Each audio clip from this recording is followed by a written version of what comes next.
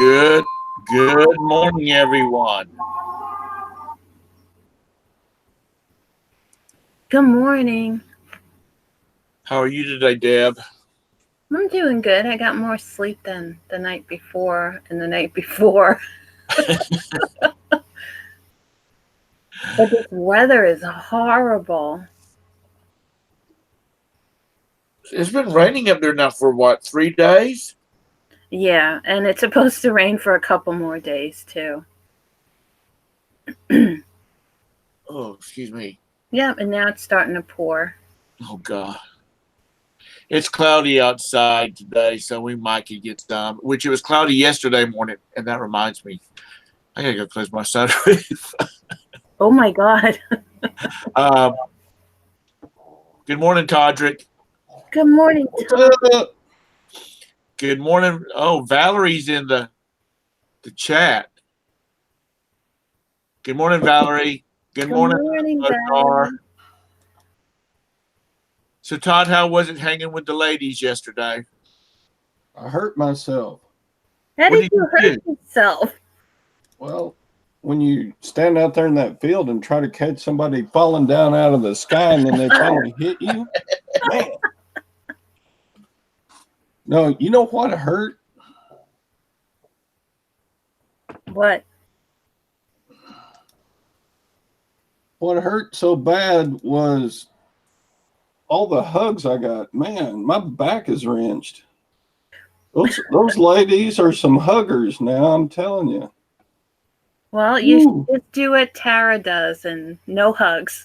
I don't mind hugs, but man, I got some bear hugs. Valerie, ladies. Valerie, so much fun hanging with those girls. Well, and Valerie's husband. I'm glad you had a good time. Valerie says, chick picker Valerie says she's got a new name, the Phoenix Picker. Oh, yeah. Yeah, but she's the chick picker. So are you moving to Phoenix, or is it because you were flying yesterday?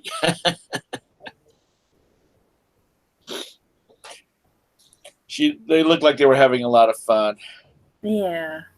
So, Todd, you going to give it a try? Hell no. You kidding? Well, for 3 reasons. 1, I'm old and I would break myself. 2, I'm cheap and I ain't going to spend the kind of money to go do that. And 3, I got other things to spend money on. Yeah, but it's a once in a lifetime thing. I'm like, it's the bucket list. I'm like, I got other things on my bucket list. I don't need to skydive. I mean, if somebody paid my way, yeah, I'd get on that plane and go do it. But I ain't gonna spend my hard-earned cash to go do something. I don't know. They had fun. You could tell Valerie, they had fun. Did you do it again?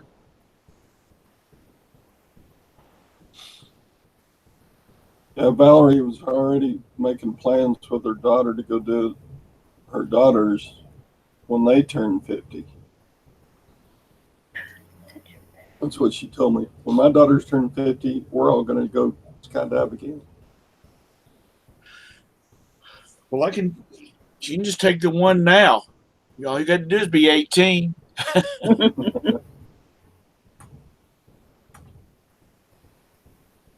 There was a cutest little girl. I don't know if she was 18, but she looked like she was 12 or 13.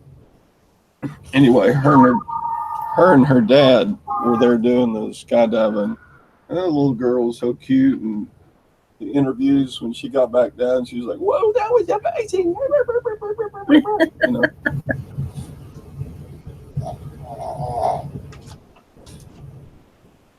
Good morning, David. Oh, they've got little kids. Valerie says that her girls have little kids, so they can't take the chance.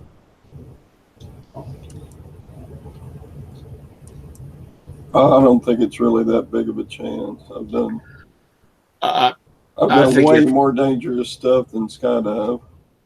yeah. Like drive to San Marcos through Austin traffic to go see people skydive,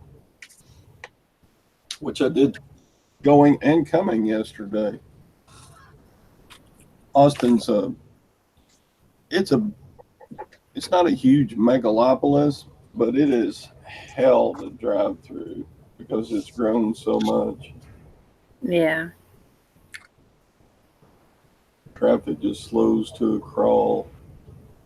It doesn't matter almost what time of day it is.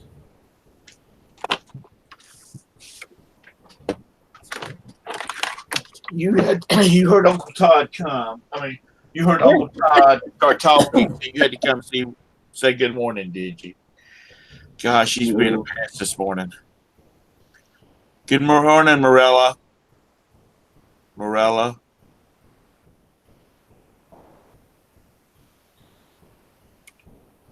Watching Philippines.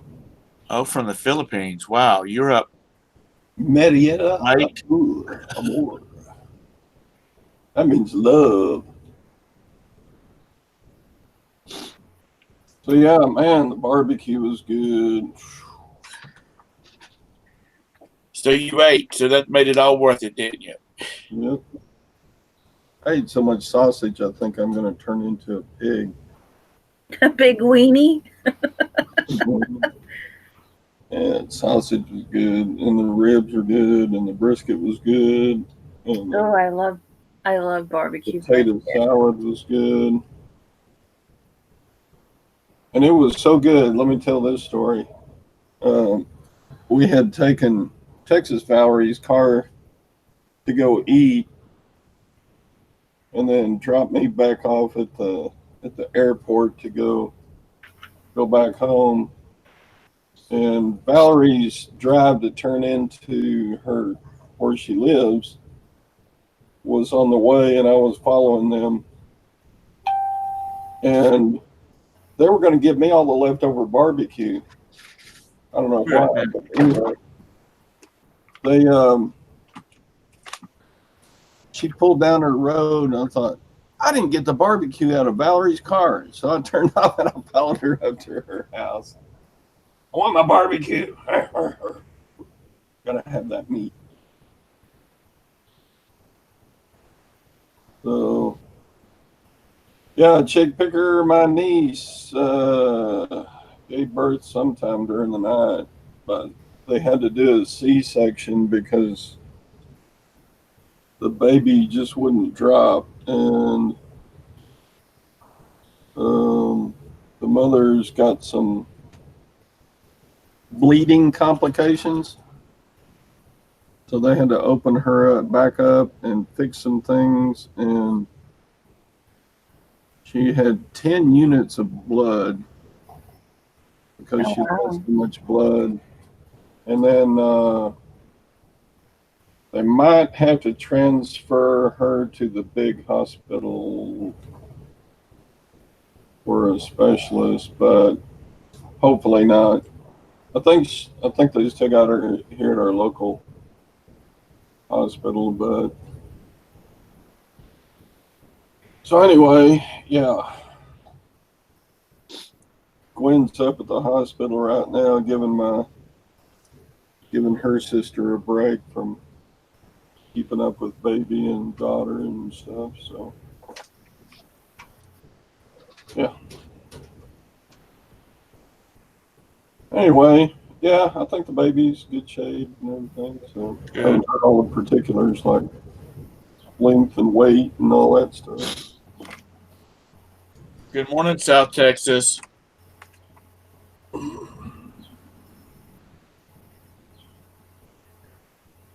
Well, I'm glad you had a good time. I'm sorry you didn't jump with the rest of them. Oh, gosh. It was fun just standing on the ground with all the other folks there. Valerie's husband was there. What a nice guy. And Beth was there, and Texas Valerie's next door neighbor, friend, almost sister, and then Texas Valerie's sister was there, and so we all exchanged Facebook information, and I mean it's great talking on live shows because you really do get to know a person pretty well, but then getting to meet them and shake their hand or hug them or take pictures with them, that's pretty neat. Yeah. I look forward to the days that I can meet some of these folks face to face. I'm glad I made the drive down there. It was a 3-hour drive each way, but You had memories. Yep. You got to watch 2 grown women jump out of a perfectly good airplane. that's just. I tried to take some video, man. The way the sun was looking up in the sky and how tiny they were when they were at 14, 12, 10,000 feet. Right. I couldn't hardly see the screen on the back of my phone or the back of my camera because the sun was bright and shining on it, and you can't. I don't know if I got anything worth looking at, but they had some professional photographers. They had a pro, each of them had a pro photographer go with them and take some good video of the experience. So we got to watch those at the office building when they got done. And yeah, that's the piece right there. That the memory part of it. Good morning, Sally. Good morning. Good morning. I'm still awake. Have you not been to bed yet? Not yet. Did you have a busy night? Yeah, I did actually. Well, you said that the people are coming back to town now, so that things will pick up for you, didn't you? Oh yeah. Go away, please. She loves Uncle Todd's voice. I don't know why cats like me so much. I hate them. I don't hate them. I don't want one. I've got this sunroom was added on after the house was built, and right over here is an opening that would have had like a 6-foot sliding door in it, which there's nothing there now, just an opening. I'm getting ready to get me some daggum doors to go there because anytime I start to do something, she has to come in here and lay in all my crap and everything. And then when Roberta's out here working on Fridays, she wants to come and lay on her keyboard. We're gonna have to block it off. Your brother's still asleep. I don't know why you don't go get in bed with him. Sergey's still asleep, so. But no, gonna be out here in my business. Your sister's in the chat, Sally. Oh, yeah, I just talked to her. Okay. Yeah. I just talked to her a little bit ago. She said she thought Tom was sweet before, and then she met him in person and she couldn't believe how much sweeter he was. Todd, yeah. I love Valerie. She was so quiet before they jumped. She wouldn't say a word. She was so nervous. She was a nervous freaking wreck. Yes, she was. And then when they got through jumping, she was asking if the baby came. Yeah, I already answered. Oh, okay. Baby came. Mother's not doing very well, but they're getting it fixed. Good morning, Anyway, Tiffany. Valerie was all bubbly and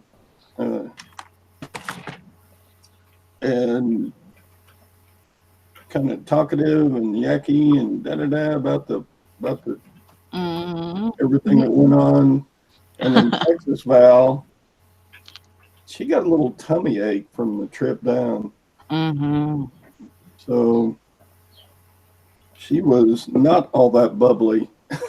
Right. She put on a good face, though. I mean, she was pleasant and engaging and everything, but you could tell she wasn't just her top notch, ready to go run a marathon self. Yeah. For those Yeah. not Val- regular viewers of this channel, the actual host of the morning show is Chick Picker, who is in the chat. She's on vacation, and she went skydiving yesterday. Did one of those tandem jumps. So that's what we're talking about: people jumping out of planes and whatnot. But just so you know what's going on, yeah, I would assume that you're not quite as bubbly before you make the first jump. Then the adrenaline kicks in because you just fell 15,000 feet at 500 miles an hour or whatever. Mm-hmm. Yeah. Valerie said they kind of her and Texas Valerie kind of switched places. Yeah. Because Valerie was really quiet and scared before, and Texas Valerie was like gung ho, and then after the jump, Texas Valerie felt sick, and Valerie was like, I want to do it again. Again. Years ago when I was a kid, we have an amusement park called Carowinds here, and it sits on the border. So you can, as you're going through the park, you're crossing between South Carolina and North Carolina. Anyway, they used to have, when I was in high school, they would have high school bands come and they would march around the park and play music and stop and all this, play songs. So we were over there. My high school band was over there, and they used to have this wooden roller coaster called Thunder Road, and it was two roller coasters side by side, and they would roll, and then they get down to the bottom, and then they'd have this big power loop, and then you'd come back to the station, and they would race. Anyway, there was a family wanting to ride, and they had two little small kids, and the kids that were running the ride said, "I'm sorry, you can only take one at a time." So the older one rode with me, and one of the guys that was in the band with me, and she screamed from the time they released the brake till the time we got back into the station. And then as we were getting out, she grabbed both our hands, and said, "Let's ride again." Oh my God. And we're like, "No, let's don't ride again." My ears are still ringing from all the screaming. But she was having a hell of a time. That she wanted to ride again. That was me. I rode the Superman at Six Flags Magic Mountain, and I was so scared to get on the dang thing because it just went so high. Like it just went really fast and really high, just a straight shot up into the air. And actually, whenever you're up there, you can actually hold a coin in your hand, and that coin would rotate. It would lift up off your hand and rotate because you were in G force or whatever. Free fall. Yeah. And so it was scary. Well, I did it the first time, and I was crying when I got off that ride, and I was crying because I was so excited, and I was saying, "Let's go do it again. Let's go do it again." It was fun. Six Flags Magic Mountain. That's the one. That's the big park that's right there with Disney and Universal too, right? They're not in the same. Well, No, it's they're miles apart. in a part of LA, but it's not in. Anaheim. No, it's not in Anaheim. Because we have a friend that's a member of the National Coaster Enthusiasts. Mhm. You know, they have conventions at different parks throughout the year, and they all meet up and ride and all that kind of stuff. And he was telling me that they've been to Los Angeles 4 times, and they always go to Magic Mountain because they have roller coasters. Mm-hmm. And they've gone to Disney World or Disneyland once, and they've gone to Universal once, and they really have no interest in going back because they don't have the coasters like Magic Mountain does. Yeah, Magic Mountain is the best for roller coasters, and Knott's Berry Farm isn't too bad. They have a couple of good ones. I don't know if you ever heard of Knott's Berry Farm. Yes, ma'am, I have. Yeah. I've actually sold some postcards from 1962 Knott's Berry Farm. Knott's Berry Farm's been around for a long time. Yeah. And you know, mostly it was just like a mining type type park. Right. It was all based around mining, and you know, then they just started building onto it that way. But it's a fun park. Well, the last time I was there was when I think I was 17 years old. But yeah, the guy was just talking about. He said his which he's my age, or actually he's Roberta's age, not my age, because I'm 9 years older than Roberta. He said his kids went out and they did Disneyland like 2 days and Universal a day, Knott's Berry Farm a day, and then Mountain a day. And I'm thinking, my God, they spent some damn money on amusement parks.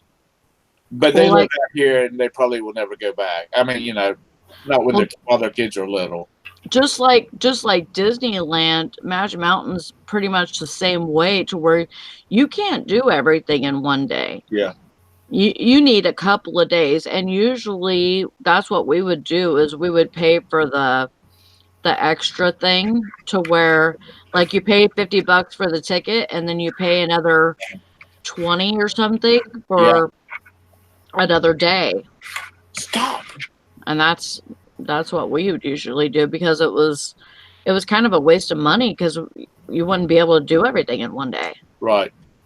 When you were talking, you know how the circle expands out around your picture? Uh-huh. Roxy was looking at me and she turned, because you started talking, she turned and looked at it, and then all of a sudden she just jumped at the monitor because that thing was going out around your head. What do you see? Okay, you need to mosey on, baby. Don't get me, kitty. Ah, go lay down. Or go do something. Anyhow, good morning, Kathy. Hey, hello. Kathy. Hey. Y'all recover from last night? Yes. I'm awake. My tummy don't feel good today, though. But I'm here.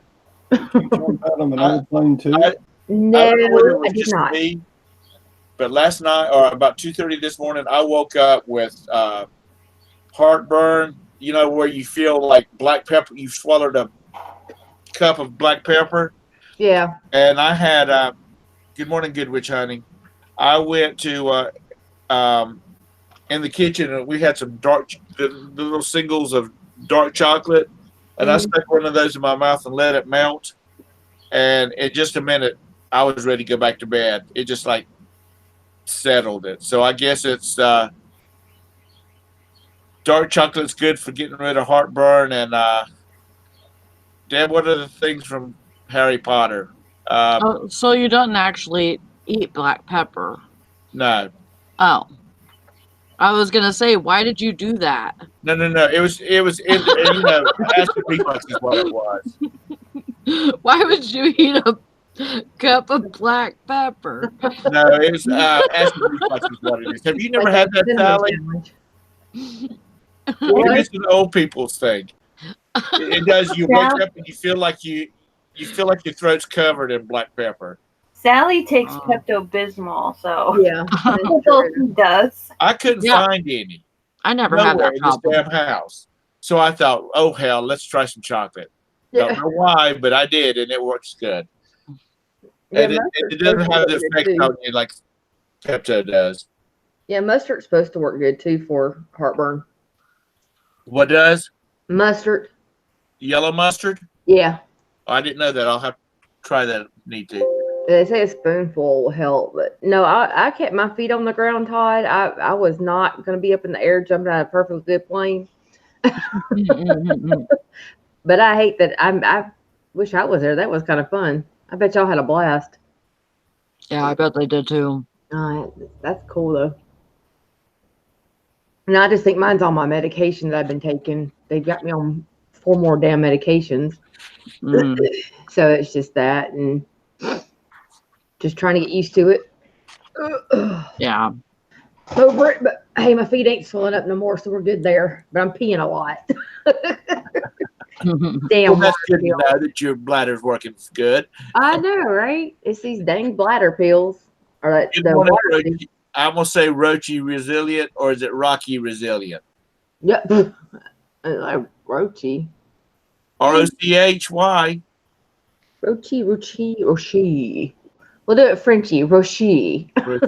Rocher. Rochi.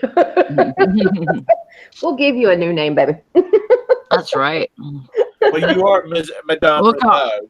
We'll call you what we think you need to be called. Yeah. Yeah, Mrs. Renault. Nope, we're not. And you will like it. Yeah, you will like it. Well, we're kidding. We're playing. Don't run them off from Tom's channel. Good morning, True 72. Oh, Hey, Lord. Liz. Hey, Liz. Oh, I'm ready to go back to bed. Oh, God. Ugh. Yeah, y'all just keep people up too late. I know, right? It's just like, good Lord. We try not to. Well, being the fact that y'all are an hour behind me and Yeah. Deb, and soon to be Tara. Yeah. So Marcel, we're going to start at 5. Just Well, so you you got know. a lot of East Coaster people in the chat, so I guess it just works out good. Yeah. We just got to find a home. We'll eventually find a day home somewhere. Yeah, Figure it out. I don't know. I'm really glad that Valerie and Valerie had a good time jumping yesterday. Yeah. They look like they had a blast. Still don't want to do it? I'm good.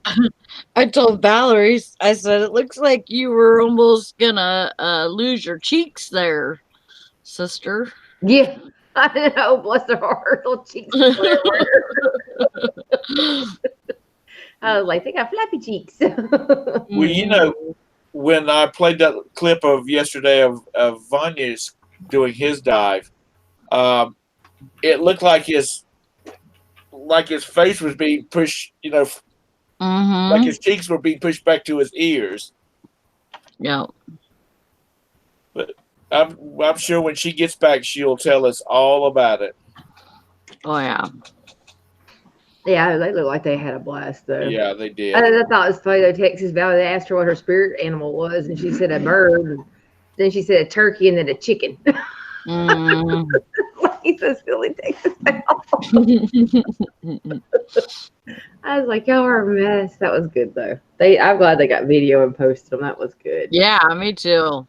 That was exciting to see. They look like they had way too much fun, though. No, DJ. Oh, good morning, DJ Mike TV. I don't know him either. The Cab 7, but yeah, he'll be in our thoughts. Not today. It's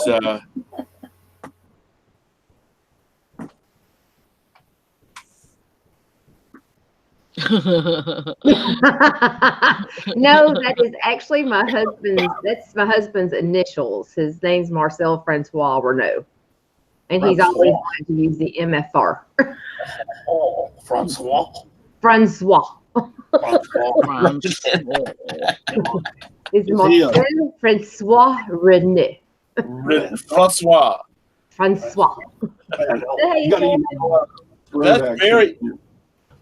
That's very French. And Renault is Renault? Is Renault. Renault. Yeah. Renault. I know. The French colony of France. When they used, I don't know, I think they even sell them in America anymore, but they used to have Renaults. We're talking about your name. Everybody called them Renaults.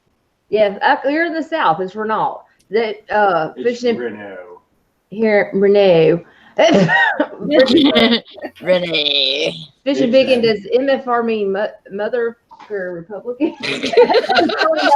Exactly what that means. You are MFing right.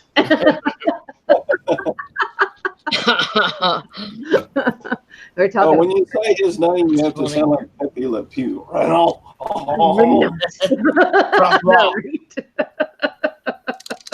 Could you imagine being his mother getting on to him? Marcel Francois Renault, get over here. Yeah. Your mom ever use your full name? Mm-mm. No. That's a So she mouthful. called me everybody else's name. She never got to Oh, mine. that's right. You had 6 kids, didn't you? I'd say I'm just gonna call you motherfucker from now on. You motherfucker. That's what I call my kids. It only had 3. So.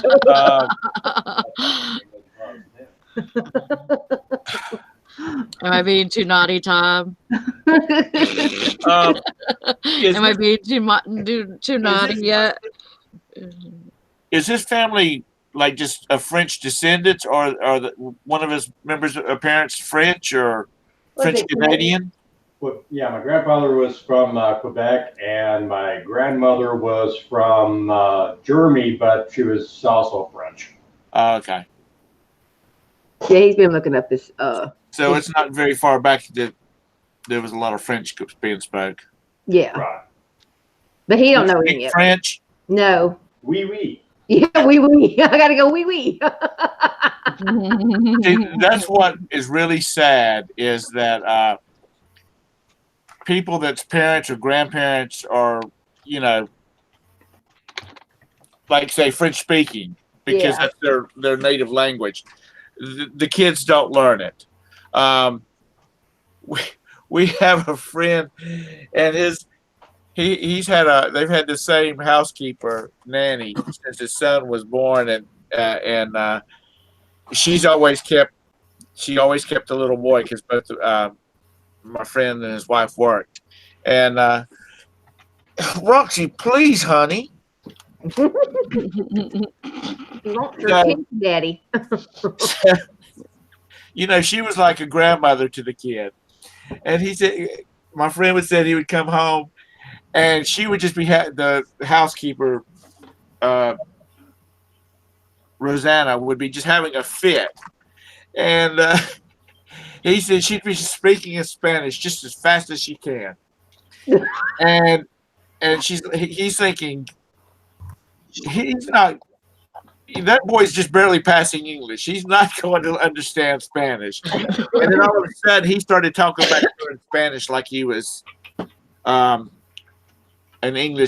Spanish. Spanish was his first language. Oh. But he said he really had never thought about it. But ever since their son David was born, she's always spoke Spanish to him. So he was he's making D's in English and A's in Spanish. Oh God. But he said, it's good because he's fluent in Spanish now. So that's good on a resume. And he said, my friend said he's really good at Spanish because he said everything Rosanna said sounded like it was all running together. She was speaking so fast because she was so mad. Guten Morgen, Oh boy, hey Tom. Tara. Hello. Hey. I took Spanish in high school, and to tell you the truth, I really struggled with it because you had to have a foreign language credit to graduate. It was a Yeah. mandatory credit. Yeah, I really had a hard time with it. And then everybody said, "Oh yeah, take Spanish. It's the easiest one to learn." I'm just not good at that kind of stuff. Me either. I wanted to take German, but they're like, "Oh no, that one's too hard." And you probably would have done better in the German than you probably did the Spanish. Probably because I probably had enough family that could have maybe helped me through it a little bit at that Yeah. time. Yeah, My you could, a family event, you might could have spoken, to have some practical. My grandmother could speak 3 languages. She's we have a big generational gap. So she was born in 1906. She could speak Polish, German, and then English. And she didn't learn how to speak English till they sent her to school in 1st grade. Oh, wow.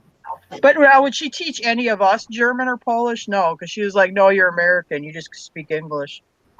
I think it was when she would sit with her sisters, because then they'd go slip off into Polish whenever they didn't want you to know what they were talking about. Yeah.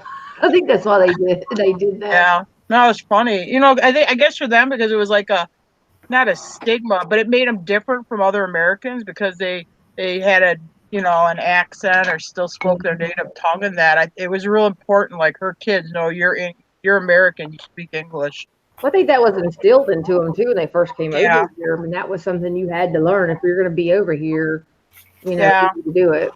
I think they wanted to make it where they weren't different, where they fit in, where they weren't, oh, well, those are the Italians over there, or those are the Polish over there, Yeah. I mean, they still would have had all their little groups in their areas that they lived in, those little small towns, and they had to, not stand out as much, I'm sure. I tried to learn Spanish in high school and college, and with my Southern accent, it's just not happening. You can get it. Jim took like 4 or 5 years of French. He took French in high school and in college. And if I'll say, "Hey, Jim, can you read this for me?" It's in French. He's like, yeah, no, not really. It's been so long. I mean, I could get some of it anyway. Yeah. I took 3 years of French in high school and did okay with it. And about all I can remember is, "Bonjour, Madame Renaud." "Comment vas-tu?" and "Je m'appelle Tom." That's it.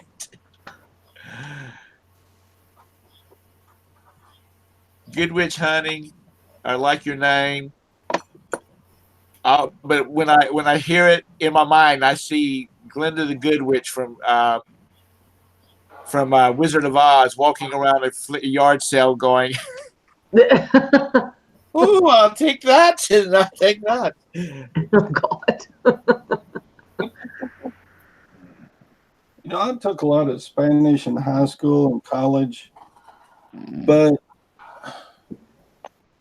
the whole time pretty much was spent on grammar and how to do Spanish correctly instead of just speaking it. Mm-hmm. We had spent the whole class times just sitting around and forcing each other to actually speak it. I think I would be able to speak it much better. Yeah, that's how it was when I was in high school too. So you spent all your time like dissecting their sentences. Right.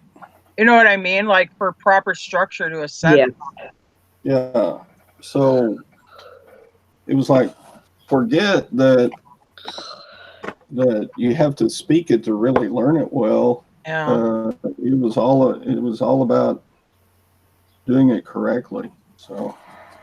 Well, that's the reason when you go to foreign countries, a guy went to high school when he went to France and lived there for about 10 years because he got a job over there. He didn't speak French at all. When about a year later, he came home and we had dinner together. He spoke it, I would say, fluently because that's all he heard, and that's what he had to learn to speak. Yeah. So he didn't speak formal French either. He spoke street French, I guess it'd be called. Y'all remember? Todd probably does, but you youngins, do you remember diagramming sentences in English, like in elementary school? Yeah. Okay, I didn't know whether they still did that or not. I don't think they do it like how. I don't think they do it like how it was done when we were in school. I think maybe it's a little bit different now. Well, Todd, can you read French sheet music or Spanish sheet music? Yeah, it's the universal language. It's music is all written with the 5-line staves, and yeah. Now some of the descriptive words were out there. You know, you get a piece of music that was written by some Austrian person, like Mozart or something, and they'd have a descriptive word that you're, like forte means loud, right?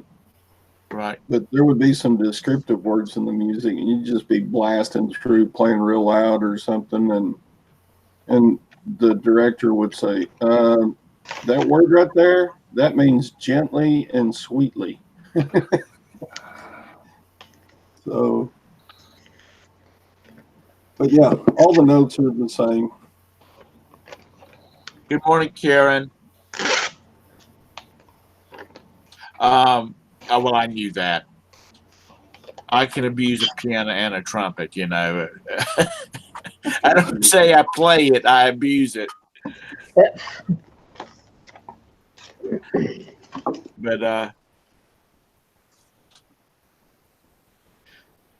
yeah, they don't teach cursive anymore. And I'm wondering how the hell, they need to teach it so you can sign your name. That's what I was gonna say. I make my son. I'm like, you need to have a signature, so start working on cursive with your name. Yep. Start teaching them at home. Everything is tablets and stuff though too. Right. You know what I mean? I don't even think like they're, like when we were in like lower elementary school, I mean, penmanship, it was like so important. You had to have like the letters formed correctly where you touch the 3 lines on your lined paper and stuff. And I don't even think they really do that anymore. And kids don't know how to handle a buggy whip either. Oh boy. I mean, it's just sad. There's some skills just fall by the wayside. Say something in French so you sound smart. The game obey. There you go. There you go. There's the Danish. That means the line is bad. If you're talking on the phone, you can't hear the person. Hello, who is it? I thought he was going to say, where's the bathroom?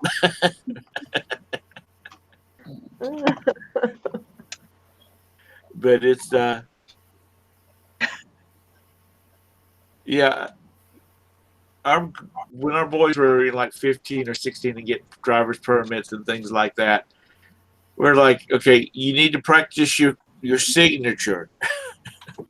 When they sign the paperwork for their passports, you need to practice your signature before you sign it.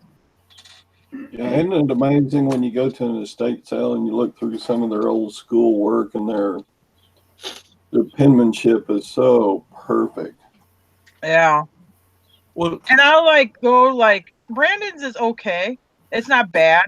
It could be better, but I'll look at some of the other kids and they'll be writing at angles. They just kind of leave the line and just kind of drift off to an angle. Or let's say at the end of the piece of paper, it's a longer word. So then they continue the word on the next line. So it's half spelled on one line and then continues spelled on the second line. I'm like, where the hell are the teachers? Why aren't they correcting this? Anyway. I've got a notebook right here from 1954 class year from an estate sale, something I got. And the penmanship is just perfect, and everything. There are no misspelled words. Yeah, and there was no spell check back then. I know. Yeah, it's true. I've never been a speller. I was a weak speller too. Oh, I still am. If I'm writing and it starts getting really small and scribbly, it's because I don't know how to spell it. So I'm just gonna write it out. I wasn't the kid that was gonna excel in the spelling bee. Let's put it that way. Yeah. Hey, NASCAR. Page after page in this notebook, all of the writing is exactly the same size. There is no discrepancy among going little too high or a little too low or below the line or whatever. Wow. Jim has probably seen it because he was in the real estate world. But if you go to like a courthouse where they have the registry of deeds, Yeah. and you go back before they copy them and bind books now. The a staff member of the registry of deeds would sit down and hand write the complete deed into these big huge books. And their handwriting was so curlicue and really pretty. I mean, it's really a piece of art that you have to sit there with a magnifying glass figuring out what the hell they're saying. But I mean, they would transfer the deed into these record books, word for word. And like I said, it was all so neat for their period of time. It was so neat and so curly-cued. And nowadays, that's a lost art. In Wisconsin, I don't know about other states, but in Wisconsin, if you have a broker's license, you can draft a deed. And I didn't know that. My dad would just have me draft deeds. And he always thought I was putting his name on them when I would sign them. But I put my name on them. So there's, I mean, literally hundreds, maybe 1,000 illegally drafted deeds because I wasn't licensed to do that. I only had a salesperson's license because my dad had the broker's license. I'm like, why would I pay? Because when you renew your license, you have to pay the fees the fees for renewing a broker's license are more expensive. Right. So anyway, but when we would do the deed, the secretary and I would read the deed back and forth to each other before it got recorded. One of us would hold a copy and the other one would read it out loud. And you'd read along as it went so that there was no mistake, that you knew that the two deeds were exactly identical. If you were transferring, if you were before you send it in for recording, so there was no error. Oh, wow. I do remember doing that, but they were typed. His dad has the same name as him. His dad's a junior and Jim's a third. So I'm glad you told everybody on live YouTube you did something illegal. Yeah, you know that property you thought you owned? You don't own it. You don't own it. Sorry. Damn shame about your luck. Is Brandon a fourth? Or is your oldest son no, fourth? his No, oldest I have son. the same name, Tom. Brandon doesn't have. Well, Brandon's name's not Jim, so yeah, he couldn't be the fourth. But my Jim, oldest son is Jim the fourth. yeah. Okay. Well,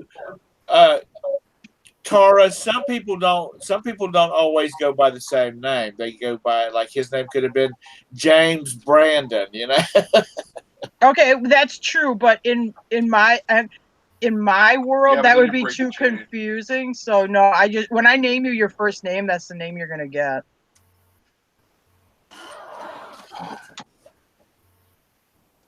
Tarla. What's your middle name, Tom? Bradford. Oh, then I'm gonna start calling you Bradford now. Hey, Bradford, how's it going? When I was in the 10th grade, I had to use the name Brad. Oh. Because there were so many Tommies and Thomases and Toms in my class that our teacher would say, okay, you're now known as Brad. Oh, boy. Yeah, Jim does that at Taco Bell because there's too many Jims, so he always makes me put the order in my name. I got some old fart eating my food. They call Jim, and the guy's been there 30 seconds, so he thinks him and his dupa wife, their food comes out instantly because they're 100 years old. They go up there and get my damn food, and they don't. I'm like, oh my God, I think that's my order. I get up to go look. They're already like opening up the wrappers and sticking their fingers in it, complaining it's not their food. Oh my God. Brain trust. Yeah, don't touch it if it's not yours, you dumbass. So now my food's got to go back, get re-prepared. They got to ditch my food and re-prepare new food because these dumbasses have handled it. Oh my God, that makes me mad. But anyway, change the topic. Going back to the spelling bee. When you get up there for the spelling bee, if your word is cat, you misspell it. Because now you can sit back in your seat and go jerk around with your friends. You don't got to stand up there like an idiot spelling words for the teacher. I deliberately misspelled my word as soon as I got it. Oh, I they love must have spelling really bees. thought you were stupid. Did they give you a dud set? Oh God, great! Jim Carrey can't spell the word cat. Hey, It's 3 letters. Whatever. I don't have to stand up there with those jamokes. You don't get graded on a spelling bee. Who cares? Your parents must have been so proud.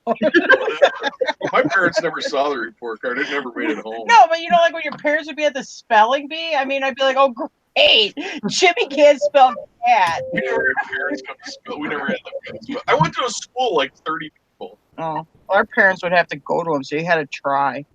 You had to act like you know how to spell. I had to wait till I got the word like through, like go through the tunnel. Then I could misspell that. We had 2 grades to a room, but we had Phi Ed class the same time. They did 4 grades to a Phi Ed class. Oh yeah. So when you were 1st through 4th, it was 1 Phi Ed class, and 5th through 8th was the 2nd Phi Ed class. That's awesome. But that teacher could handle it because there was like no kids. Oh God. That was awesome. I think we might have had 2 grades. Did you have to play crab hockey? Play what?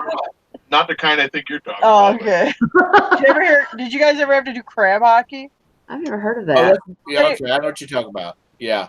They make you run around with your hands and feet like upside down, so your back is facing the floor, and that's how you're playing like a game of like they call that hockey, but like soccer, But we'd be Oh my inside God. the gym running around, so our heads would be up, like facing towards the ceiling, but your hands are down and your feet, and you run back and forth on the floor, kicking a ball Oh my around God. like And that. now you wonder why Which your is back is hard. Yeah. It is not easy. I mean, yeah. Sounds like it's good for your back. Yeah, that doesn't sound like it's very good for your back. I took a year of gym in ninth grade, so I would be done with it. And the coach for our gym class would make us play that, and they quit doing it after our year because too many kids were ending up in the nurse's office because they had skin burns because they're flying across the floor, and we'd be on the gymnasium floor, so you'd end up getting burns, sliding on the floor. Good times. My parents never saw a report card after December 1975 because I turned 18 in 1975, and so the rest of the report cards, I would just look at them and then sign my name to the bottom of them. My teacher would say, "You have to have your parents sign them." I'm 18 now. I can sign my own crap. I intercepted a lot of report cards so my mom wouldn't see them. Me too. Constantly. Yeah. Oh yeah, you think you're real clever. I mean, I was like burning them and everything so that you wouldn't find them. Anyway, that was horrible. Nope, didn't get a report card. I don't know what's going on. No idea. Sister Carol. She said she was the fastest crab walker. She did it. She played that. I've never heard of that before. That's My wild. parents quit looking at my report cards because I got the same grades every semester. No, they'd be they like, got both guys here. Yes. they could sit there with my report card closed, and they would ask, "Okay, you got a B- in math again?" Yeah. Okay.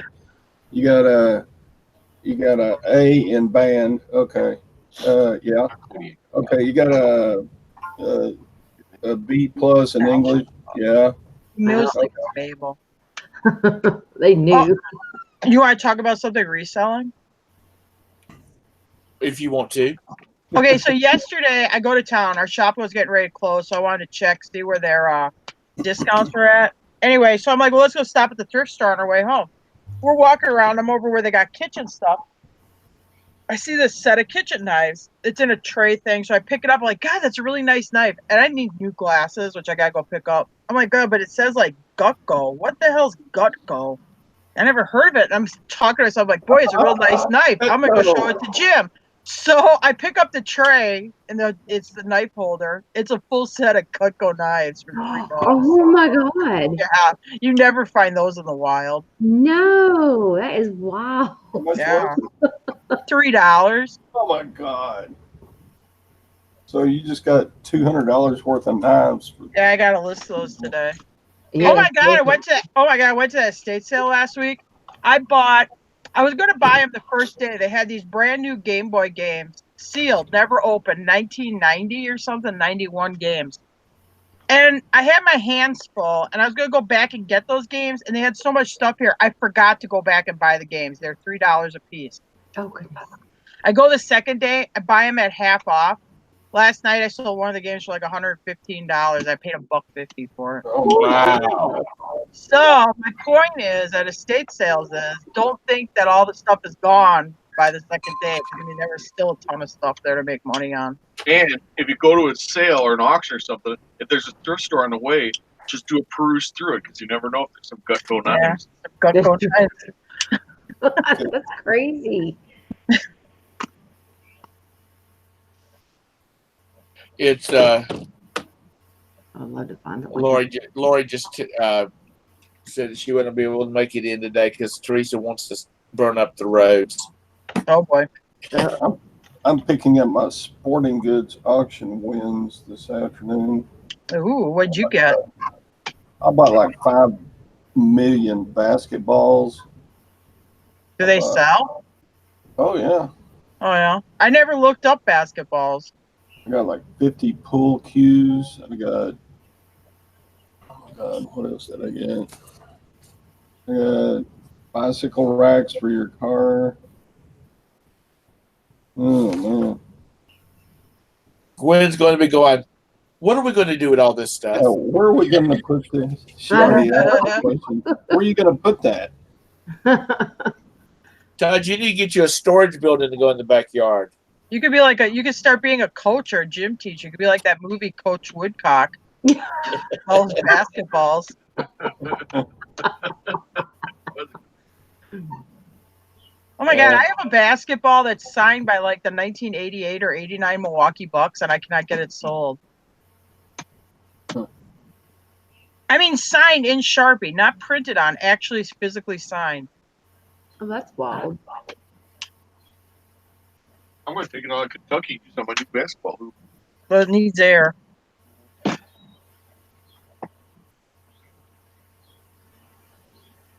Sally, I muted you because your phone was ringing if you were away from your desk.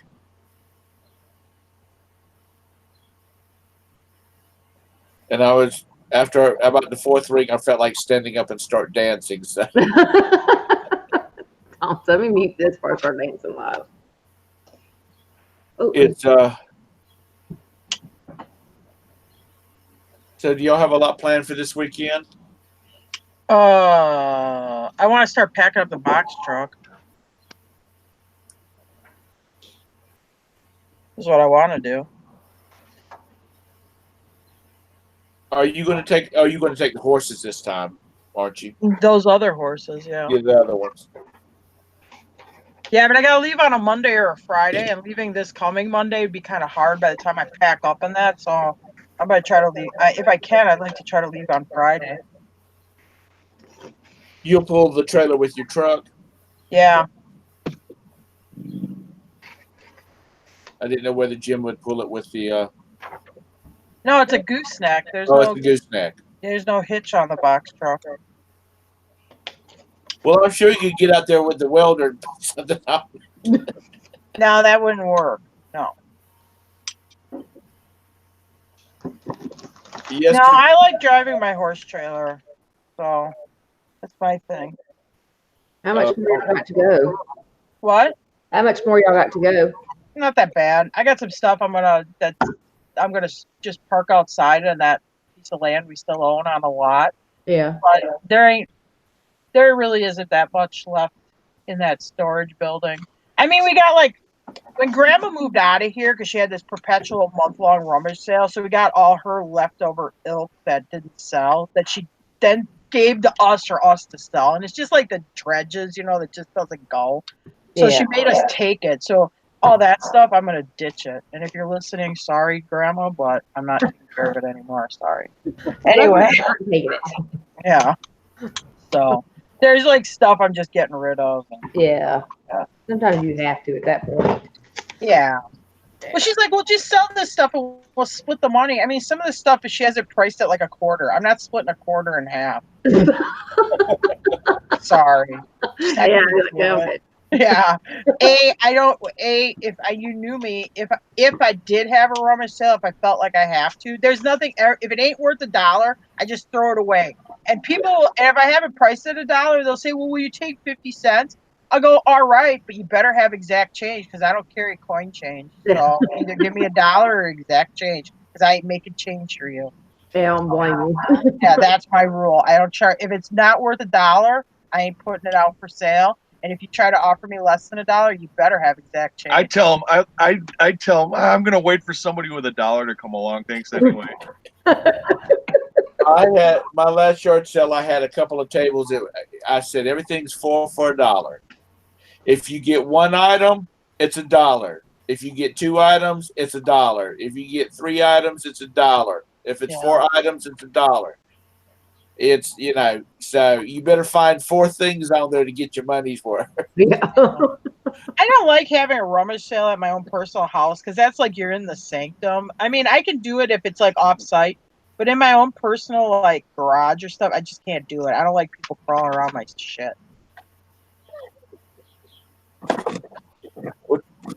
Tara, we know how you are about your personal space. Well, yeah, because this is what it is. You can have the garage and you can have something covered up with sheets and have like barbed wire fence in front of it. Big signs, keep out. And they'll still want to crawl in there to see what the hell it is. Yeah. Are you selling this? Hell Yeah. no. Yeah, or they'll be like, oh, you want to sell your car? No, I'm using it. How do you think I drive around, dummy? You know what I mean? I mean, they just ask you about stupid stuff like that. Are you going to sell that tractor? No, I use it. Do you see I have a farm? What the hell you think I'm going to do? Go back to the wheelbarrow? Yeah. I like when you tell them you don't want to sell it, and then they give you a crappy offer. It's like, yeah, I mean, if I sold it, I have to get $3,000 for it. Would you take 1,000? I just said I didn't want to sell it in the first place. Why do you think I'm going to give it away, you moron? Oh my god! Anyway. That's when you jack the price up, and if they say okay, if like you said 3,000, but you really said 4,000, and they said 4,000, then you would have to think about it. Yeah. Or say I'll take that. It's I've gone to yard sales and they'll have all this 10 cents and nickels and like stickers on all this stuff.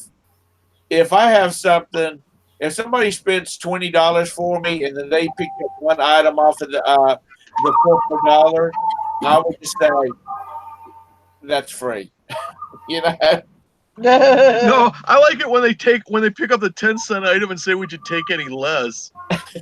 Yeah. Bye. See ya. Get off my property. My question is, did your mother have any children that lived? Like, when I had my yard sale, this guy that I know, well, I don't know him, but I know of him and he knows me because we run into each other at like the thrift stores and stuff like that. He came to my yard sale and he said, "Oh, it's you, Tom." And I said, "Yeah. How you doing, Frank?" He said, "I'm doing good." He says, "I guess I'll be going now." I said, "Aren't you going to look at anything?" He said, "Really?" You probably looked and scanned everything in this, or check prices on eBay on everything in this that you've got for sale. I said, and I pointed to like 2 long tables of clothes. I said, "I haven't looked at them at all." He said, "I don't do clothes." But he says, "I hate going to somebody that I know that they're a reseller because there's nothing that's going to be out for sale that I can make money off of." yeah. With respect, I mean, to your friend, I can tell you, I've personally sold stuff that I didn't think was worth anything to other resellers, and they made good money. And I've bought stuff from other resellers that they didn't see the value in, and I did well on. So I understand his thinking, but I respectfully, he's wrong on that. Don't you do it. If there's a reseller selling stuff, you have different areas of expertise. Definitely go through their stuff. I mean, if they're willing to sell, and maybe something they just had terrible luck with, and when you get it, I mean, you can make, or you sell it. You know how to sell it and where to present it and how to present it, and you'll make the money on it. Yeah. As I've done that. I mean, you're not going to hit like a mother load, like a truckload of stuff, but you'll find one or two items that they didn't know what it was and do well. Yeah. There's a lady that came and she sells books. And when I get a bunch of books, I'll email her and let her know that I got a bunch of books. Because they're not worth. To me, they're not worth anything. I hate selling books, honestly. But she will. She's like one of these 99-cent book sellers. Yeah. Anyway, she came to my yard sale, and her daughter was picking out a bunch of stuff, and she said, "You got any books?" And I said, "Yeah, I got 2 boxes over, in my storage unit or in my storage room." She says, "Well, can I look at them?" I said, "The way your daughter is buying clothes, if she buys everything she's got, you can have the damn books just to get it out of my storage, or my utility room." Because that girl she must have bought $70 worth of clothes. Said, "You can have the books." Because I'd already scanned them, and they were, most of them were dollars, the 99-cent sellers on Amazon, and Yeah. so. But she's fine with that. She told me one time she had to ship 100 books one day. But she said it's basically shoving the book with a packing slip in a padded envelope and slapping a label on the front of it. And she makes 75 cents off of a book. Well, I guess that's making enough money for her. Yeah. God bless her. It's like some people, not that you don't have books that do good, but like some people disc clothes. Like, I hate selling clothes. I'm not a clothes seller. I do not like selling books. For whatever reason, I just do not like doing it. I have sold books that were worth money, but I'm just not a very good book seller. You'll hear on some of these shows, you'll hear people talking about, "God, I hate selling clothes. God, I hate selling clothes." I like selling Bibles. And they're like, posh grand ambassador poobahs, because they sell so many clothes. But they'll, finish up saying, "But I sell a lot of clothes, but I hate doing it because it pays the bills." I like clothes because you don't have to worry about it breaking when you ship it. Yeah, that is a great thing about clothes. Yeah, that's the only good thing. I'm the same way. I don't like clothes either. Well, we typically do like T-shirts. Yeah. Typically men's clothing, jackets. We don't do like women's blouses. There's nothing wrong with doing women's clothing, but the problem is there's just so damn much of it. I mean, you got so much competition out there. I mean, yeah. Unless it's like a really good brand and it's like very discerning, like, oh, that looks cute, and I like to just buy something because I know this brand brings this much. I don't like to interject an opinion on it. And I think you have that a little more with female clothing. Yeah. I think there's more returns with female clothing. You do. Because I think, like, you could have a blouse and you have the size, but whatever reason, when the woman tries it on, she doesn't like the way it hangs on her. Right. You know what I mean? Or like a men's XL shirt is kind of a men's XL shirt. They're not going to be like, "Well, I don't like the way this fits around my boobs," Or a woman, you'll have that with more and she'll return it. She's like, "No, I ain't going to wear it. I don't like the way it fits me. It makes my belly look big," or whatever. Yeah, makes me look pregnant, or I don't like the way it shows my fat or my. I'm the worst about clothes. You're always going to get that. It's just does my ass make these jeans look big? Yeah. That's what I was basically thinking, Jim. She said this dress makes my belly look big. Probably your belly is. But because I do get a lot of clothes out of these little cheap ass storage units. And when I do a yard sale, I'll have a lot, especially the girls in the neighborhood that's been here. They'll stop here and they'll spend 2 hours digging through all that stuff, holding up this skirt with this blouse up against their friend and all this kind of stuff. Yeah. And I mean, they spend a lot of time doing it. And this one girl is like 14 up the street. She spent about $30, and she said, "I've got 20 outfits here."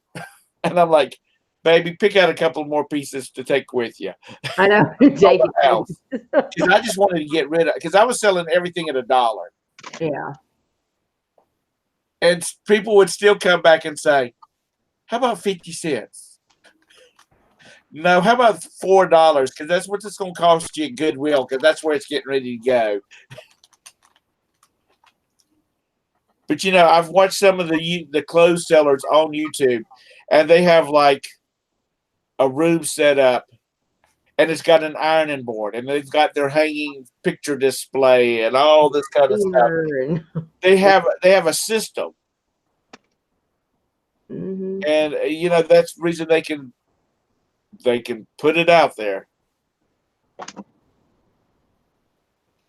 I mean, some people can sell clothes really good. I mean, I'm like what Jim was saying, like buying from other resellers, because I'll always say the same thing. It's like something can sell for me that won't sell for you. And it's just the exposure I have compared to your exposure, where I put it, where you put it, how I list it, how there's a difference all the time. You know, everybody's not going to sell the same thing the same way. So I think if you do go through it and look and see. Yeah, that's a good idea, good witch hunting. I mean, but yeah, I do the same thing in our yard sales. I take all my clothes. It's $1. We had a bunch of leggings. I think I sold every one of those suckers that day. They ate them up. I mean, for $1, you can have it. Buy 10, get 2 free. That's smart. I would. That parrot head picker guy, he can, you know, I can try to sell the same exact shirt that he does, and he'll get $29.95 for it, and I will get 8. I know. How did you do that? I'm just amazed at his. Of course, he is like Mr. Perfect picture taker. Oh my Who is God. that? Parrot head picker. Yeah, he's really. I like his pictures, and he does really good too. I don't understand this. Like he can get so much for like hats and sell hats and shirts. All I got freaking the same hats I've had for 2 damn years. I'm so sick of looking at hats. I was like, I don't know how you do it, but it's his base of clientele, and how he presents it and how he promotes it, and it's crazy. Well, yeah, I sell a lot of ball caps, but I'll sell them for like $8 or $9 a piece, and he'll be getting, yeah, this one, it didn't do as good as I thought it would do. It only sold for $18.95, and I'm like, what?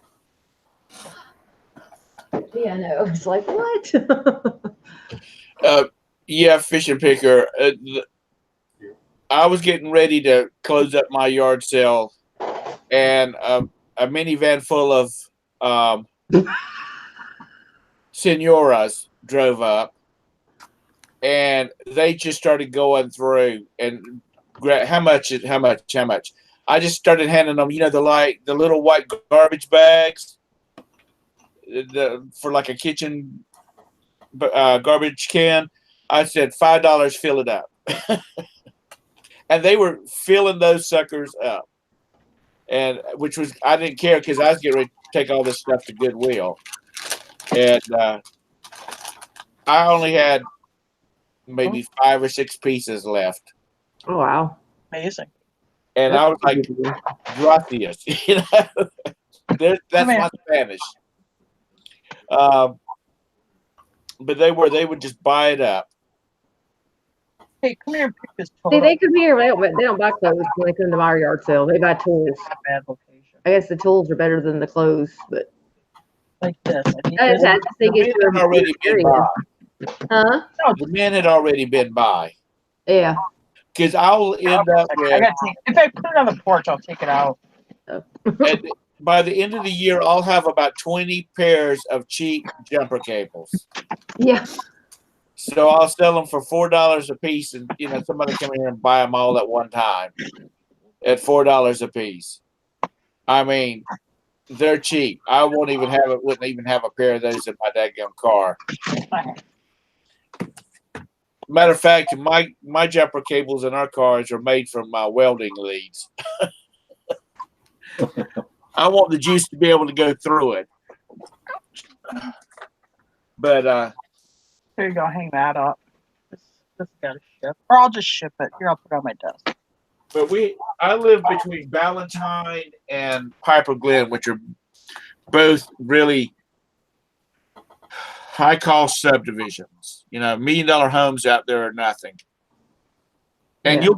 you'll have a yard sale, and it's like, bitch, you're not going to make enough money out you. I hope you're not trying to make your house payment off of this yard sale, because they would have clothes for like $7, and they're just a pair of jeans, and I've got like 3 pairs of them over, in a garbage bag at my house. I mean, books and toys and stuff like that. $30 for a toy, and I'm sorry you got a $10,000 house payment coming up, but you better have some other source of income besides your yard sale. What are you doing? Me? Oh, No, yeah. His my cat. little girl. Oh, your first storage locker. Good with hunting. Wow. That's, hopefully it's not a big one. Because you'll be back to another hoard again. Oh. Yeah. We need to do a mini video about buying storage lockers, because that other one's 2 hours long. Oh God. The one we did the show that was about storage lockers. Because I went to a live one last week. Oh, did you? Yeah, I didn't buy anything, because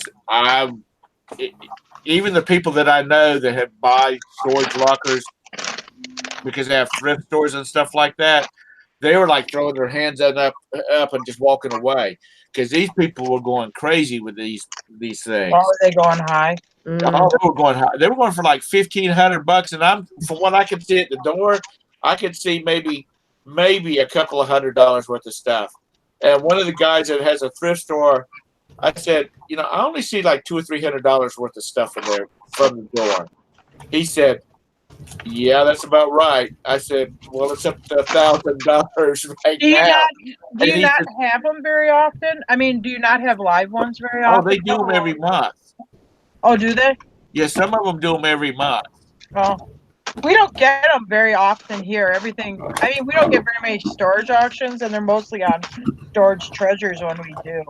That's how ours went. Well, we don't see a lot of live ones. Honestly, I'd rather go to the live one than the one where people are sitting on their butt at home bidding on them. I'd rather go to the live one. Yeah, someone did a video recently, and I don't know who they were, but they were talking about, it's not good to not to buy off of like storage treasures.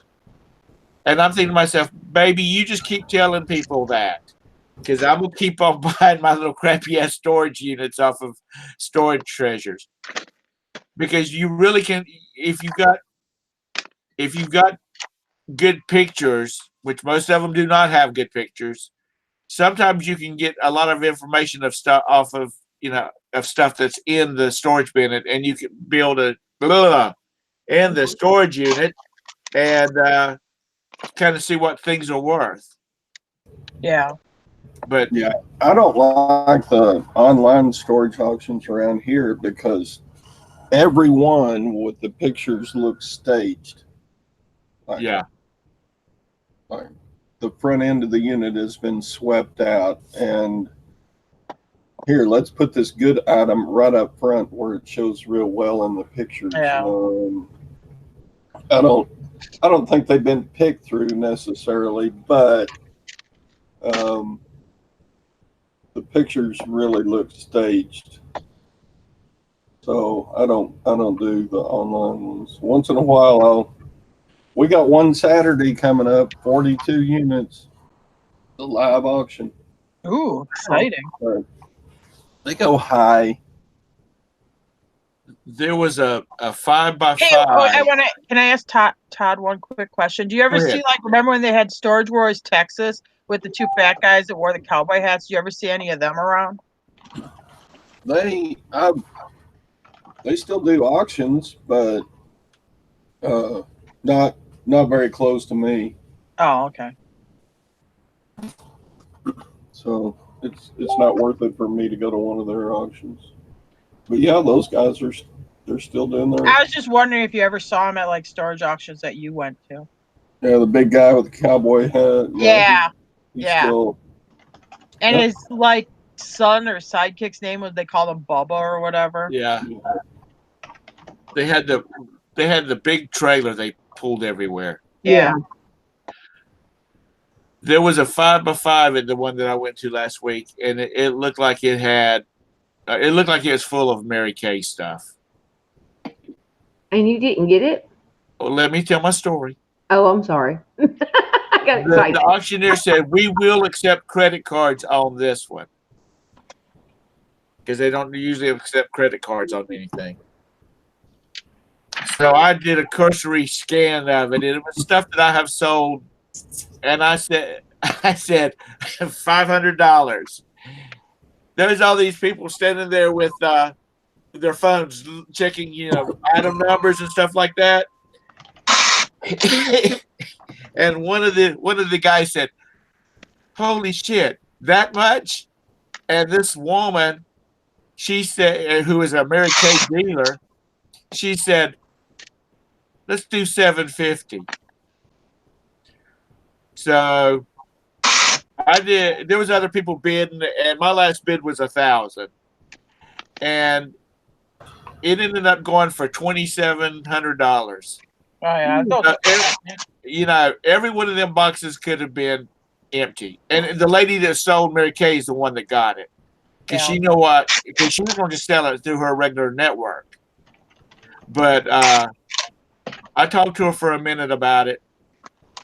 And we did open up some boxes, and there was some product in there. Because I told her that I every once in a while I'll pick up a dealer's unit, and they'll have 20, 30 pieces of new merchandise in it. And she's like, "Well, let me know." I got a card around here somewhere. She said, "Because I'll probably give you a better deal than eBay will give you, or selling it on eBay." I said, "Okay, I'll do that." But people were freaking out because it was going up for that high. And but the people that were bidding on it, they knew what that stuff goes for. Just if you're a Mary Kay dealer, well, the lady that was the dealer, she said there was probably close to $8,000 worth of merchandise in there. Yeah. 70424773638. I'll be right back.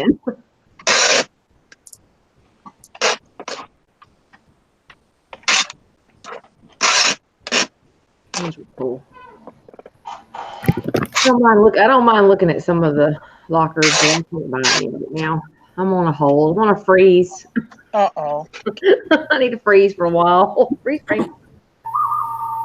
Well, we were going to do a yard sale this weekend, but we got the grandbaby's birthday party, so I think we're going to do next weekend. We got a bunch of stuff we got to move out, get out of here.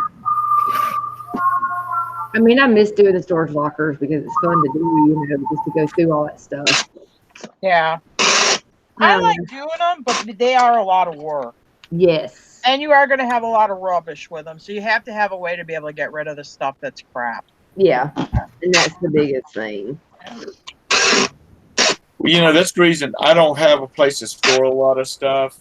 So that's why I like the little crappy ones, because I always find something good in it. Don't you got a garage, Tom? No, we don't have a garage. Oh. But I still don't want that I don't want that much stuff.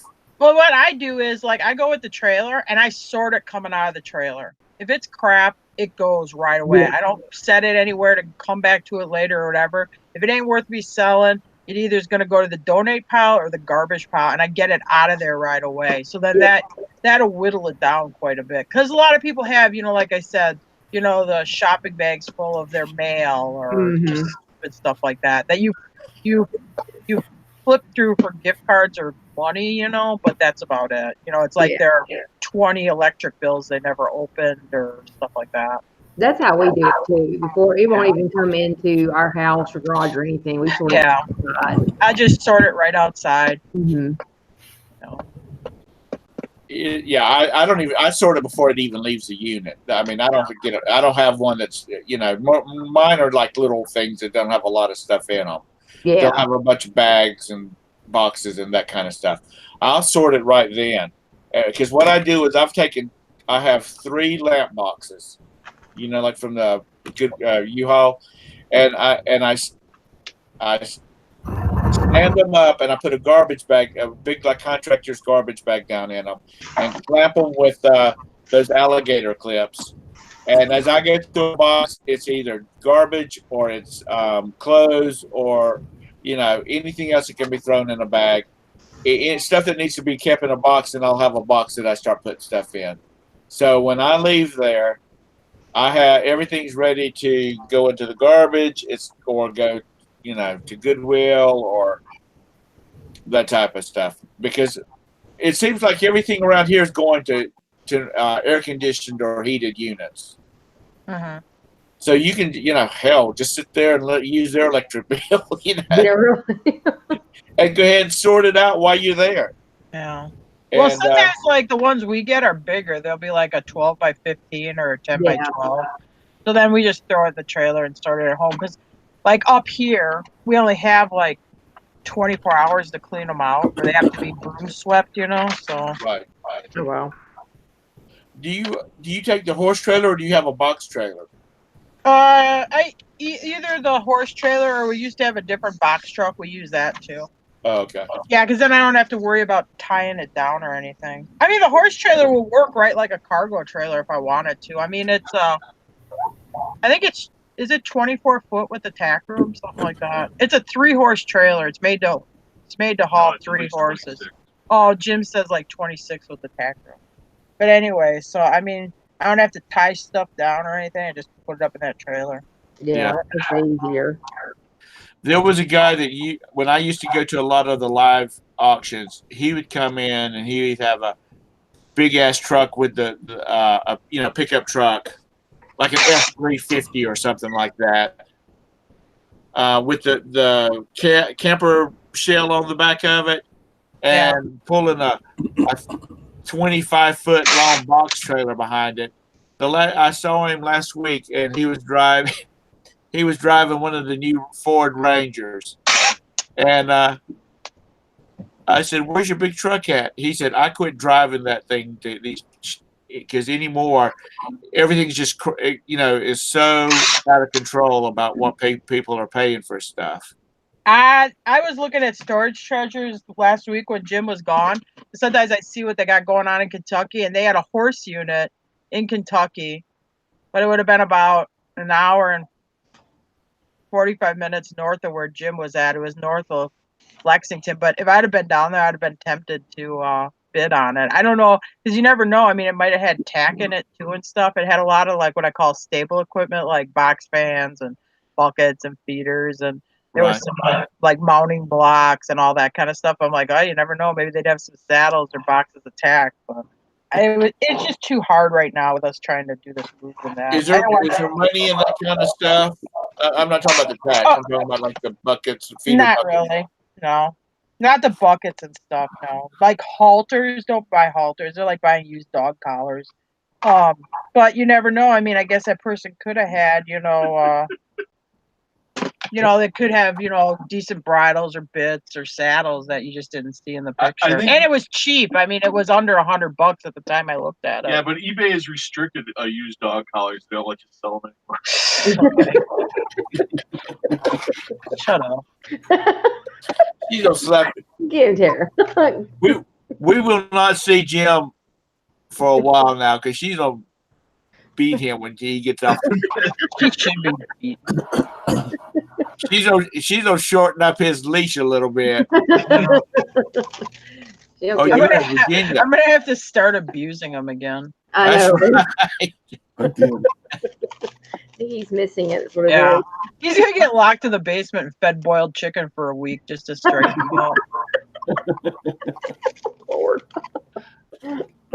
Good. What part of Virginia in? Like the coastal area or the western side? Central? Oh, God. Yeah. Sorry. Tired. Somebody kept me up late last night. Uh-oh. I hope you weren't arguing about politics. I know. Crazy people, I swear. Oh, boy. It was early when it was 10:30 my time, wasn't it? No, I think it was like 11:30 your Yeah, time. it was 11:30. It was 10:30 here. Okay, We stayed up and watched the other news. We oh, did you? stayed a little longer. I shouldn't have. Are you headed towards like Raleigh? Uh, You said 30 miles south of Richmond. That's getting towards Raleigh. I mean, that's getting towards the Raleigh direction. Ooh, Lord. Yeah, the only package that we sold yesterday was some ink that we've had, and it's going to Memphis, 12 miles away from me. Hmm. I could have drove it there in like 30 minutes. I've got to pack up a floating beer cooler. Oh, cool. A fruiting beer. What? It's floating not beer floating beer cooler. cooler. It's this float thing that you stick your cooler down in, and it'll float out in the lake with you. You know what I mean? Yeah. So it's to make your beer cooler float. Oh, I know what. Yeah, I know what you're talking about. I had one. Trust me, I had one of those suckers. Okay, Chick, let me know when you're in town. Here's a storage unit in Sheboygan that ends in 2 hours. It's got a Mustang in it. Uh-oh. Has somebody been feeding it? No, it looks pretty thin. Oh, that's right. She's coming into your area, ain't she? Yeah. Oh, that'll be fun. Yeah, let me know when you're going to be free. Because I know you're going to be all wrapped up in the babies and whatnot. You know, they had an auction here in town that had a Harley in it, and that sucker went out of the world, went over the top price wise. And then they came back and put an edit on it that said that the Harley was not part of the auction. Oh, yeah. And so people started retracting their bid on it because they didn't say that in the beginning. Huh. But they sell, I don't know what the deal was because to me it looks like that's part of the unit. Well, some states have regulations if it's a motor vehicle that has a title, that if it's in storage, it's got different. You have to handle it differently than the personal property. Yeah. Okay. Because I'm sure the storage company would love to sell it, but if they could, I'm sure there was a legal reason they couldn't. Yeah, I'm sure. They should have thought about that. They should have thought about that before they put it up to listing, though. Because I'm serious, that thing was like $25,000. Yeah. And all of a sudden, it was like $70. Yeah, but can you imagine if you drove like 100 or 200 miles to go to the store? Like if it was a live one, they showed the pictures with the bike in the unit. Then you drove all that way to go to the auction, and you find out they're not auctioning off. I'd be pissed. I think it was online, yeah. Yeah, it's a good thing. At least it was online. At least you were out on any drive time. I mean, that could screw up. Besides your fuel, I mean, your time. You wasted an entire day driving to something you don't want. Yeah. It would probably not end well for the storage company. Yeah. Well, I mean, but if it's a law, there's nothing you can do. Yeah, but it's misleading. Yeah. But we don't have too many. If we have cars in units down here that you can actually see, it's only like junk cars and things like that. Or even though it's been years ago, I went to one and this guy bought a unit. There was a car sitting up under a car cover, and everything was pretty much covered up with tarps and things like that, so you couldn't see anything. But you could tell there was a car up under the cover. Anyway, this guy bought it for like $25,000. And then I'm sorry, you got big ones when you can start paying $25,000 for something that you can't see. Yeah, that's way too much. Anyway, there was a dragster sitting up under it. They estimated that there was probably $100,000 worth of Yeah, Like, but maybe something tipped him off that he knew to go that high, because you need 2 bidders to go that high. I mean, he must have saw something that tipped him off that there was at least a vehicle underneath that car or something. Or you'll have these people who will research it. You know, like the unit will come up for sale. They know the unit number. They'll make friends with people at the storage company and that, and they'll be like, they talk. Oh yeah, like so and so used to have a collector motorcycle he kept in there, or a collector car. They just network and they start learning that stuff. You know what I mean? Some people know the storage people, the managers and the people that Yeah, work. that's what I mean. And they talk to them. I mean, Oh, yeah. I mean, it's a good relationship to have. I mean, be nice to them, talk to them, give them a That's what I donut or do. something. But yeah, because then you'll be like, oh yeah, so what about this unit 220 that's coming up? Oh yeah, well that person used to have a lot of horse equipment and saddles in there and stuff. Now you have an inside edge, Yep. you know, where the other people maybe don't see it very good in the unit, but you kind of know it, or you can Yeah. take a better gamble on it. Yeah, because we had when we went and picked up, and the lady, she actually showed us pictures of the upcoming auctions that they Oh yeah. put there and was telling us. And I know she wasn't supposed to do it, but I had a relationship with her because I talked, so we sit and talk, and we, told her what we did. I don't really Yeah. hide a whole lot of stuff when I go out and talk to these people. It's like, this is what I do, and oh, you might like this one, or you might like this one. And I'm like, okay, well, show me, and they.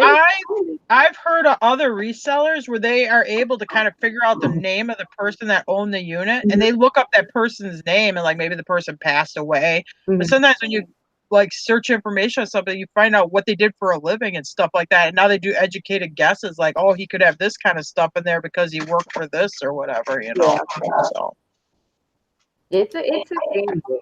I mean, yeah. and yeah, I mean. It's a chance you take, but like you said, you have to get a relationship with a lot of these people that work in there, because that's how a lot of people get the insight on those. Yeah. There was a YouTuber that does auctions, and I can't remember who he is, but he's one of the real popular ones. And he bought a unit and went to pick it up, and it had been cleaned out. There was nothing in it.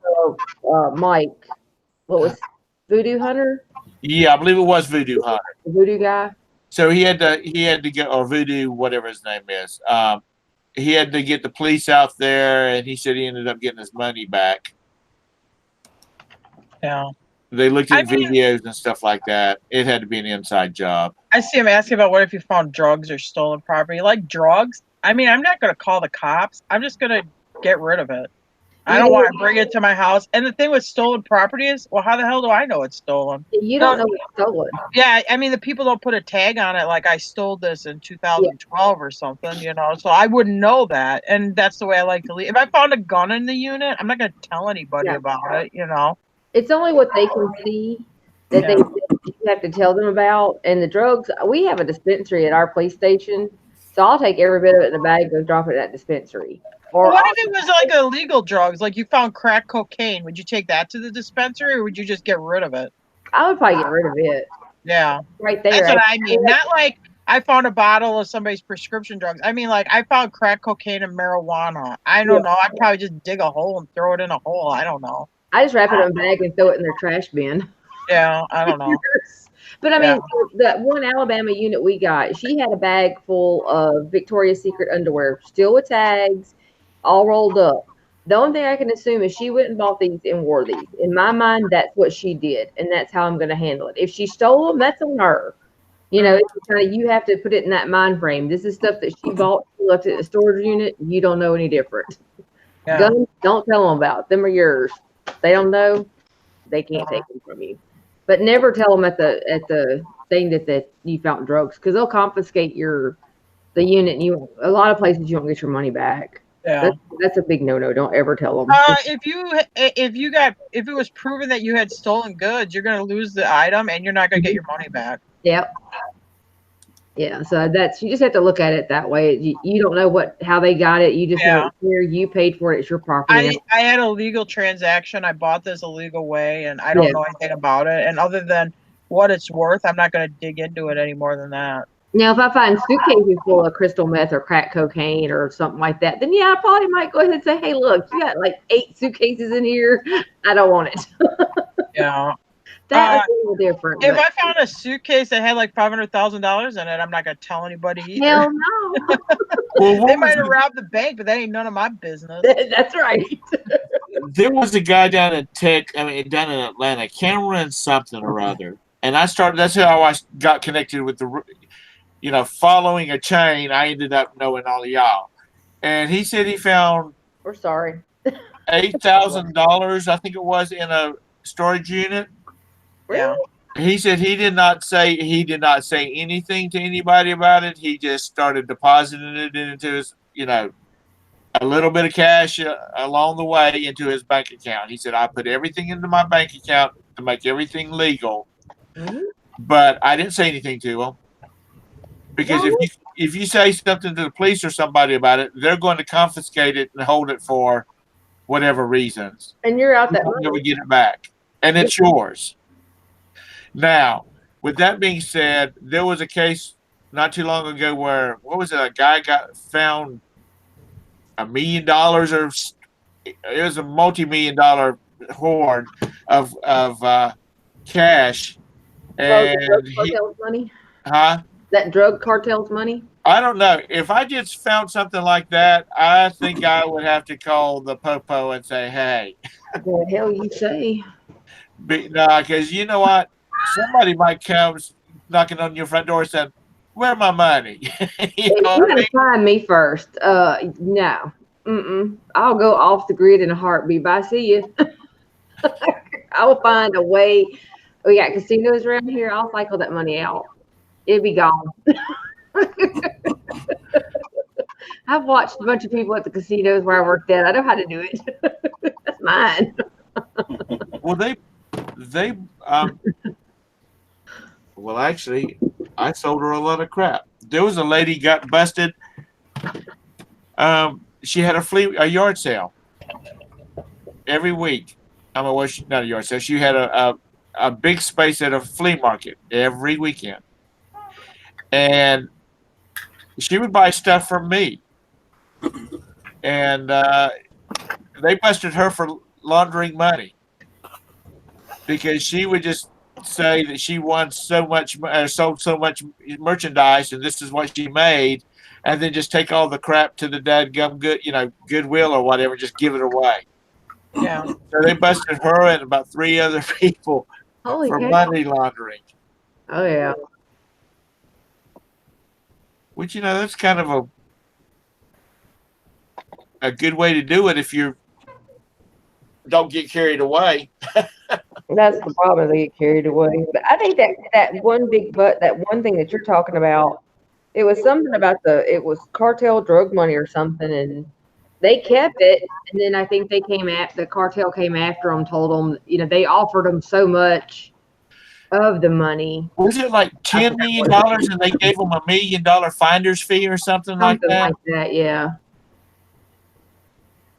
I took the money. I took the $1 million and ran. I find that kind of money. I ain't saying nothing to nobody. Well, you know what I'll do? I'll buy a fireproof safe, and I'll store that shit under my bed. I don't care. Amen. Well, the thing about it is, when you're talking about like cartel money, they're going to find you, and they're going to want to know what happened to you. What happened to that money you found? I had no problem cutting all my hair off, changing all my. Yeah, I'll move. I'm like, I'm out of here. I'm moving. Let's buy a different house. Let's legally change our names. Let's get the F out of here. This money's fine. Sally is rubbernecking like big time. I know. You need to go to boy, bed. she's sleeping. Sally. Sally. Time for You bed. need to go to bed. Sally. Night night. You sleeping, baby. You need to go night night. And you're muted. You're muted too, so we can't hear you. Go to bed. So you can't fuss at us.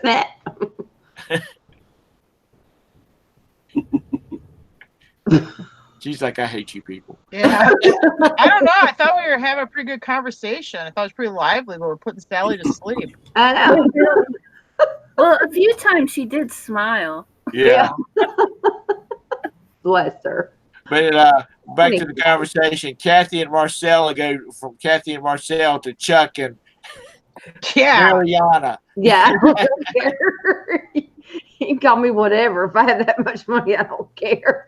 Kathy will have her hair cut short, wearing blue jeans and flannel shirts all the time, and Marcella will be running around in a blonde wig with wearing Versace. He already does that now. Hush. But I mean, really, that is, you can't mess with those people. Well, I ain't gonna mess with them. I ain't gonna talk to nobody. I know. You remember the fat guy on Storage Wars where he found what was it, like $3,000 stuck behind a painting? Yeah, I think. I don't know if I remember that one. Was that the German guy, Renee? Because I really haven't been watching it. No. This is old. This is the guy, the not the gangster. What do they call him? The hustler. The hustler. He was real obnoxious and had the son that he was always. Oh, was it? Esther. No. What was his name? He was one of the original ones. Jared. Yeah, I know. He always wore the muscle shirts. Yeah. Yeah. He won. Or he bought an auction. I don't know why people say, "Well, I won it." No, you bought it. You paid money. It had a painting, and he pulled the back off of the painting, and there was money behind it. Sometimes, though, I will say this on Storage Wars, I think they're staging some of that stuff. Absolutely. For the excitement of the TV show, and I think it came out too. But you know what I mean? So that I got to be like skeptical because I know people are always like, "Oh, check that antique painting," because people hide money behind them. I never found no damn money in no painting yet. Me either. I'm like, are you going to take, especially the professional frame ones? You're going to take $3,000. Say, hey, put this in there and frame it up for me. But I don't know if you put it in there or not. Yeah, I don't think so. My point was, if I found something like that with a bunch of cash, I would not be. I'm doing a YouTube video and I find money stuck behind a painting. I'm gonna cut that bitch out. Yeah. I am not going to have that on the internet. I mean, they're having happy hour at Starbucks, Deb.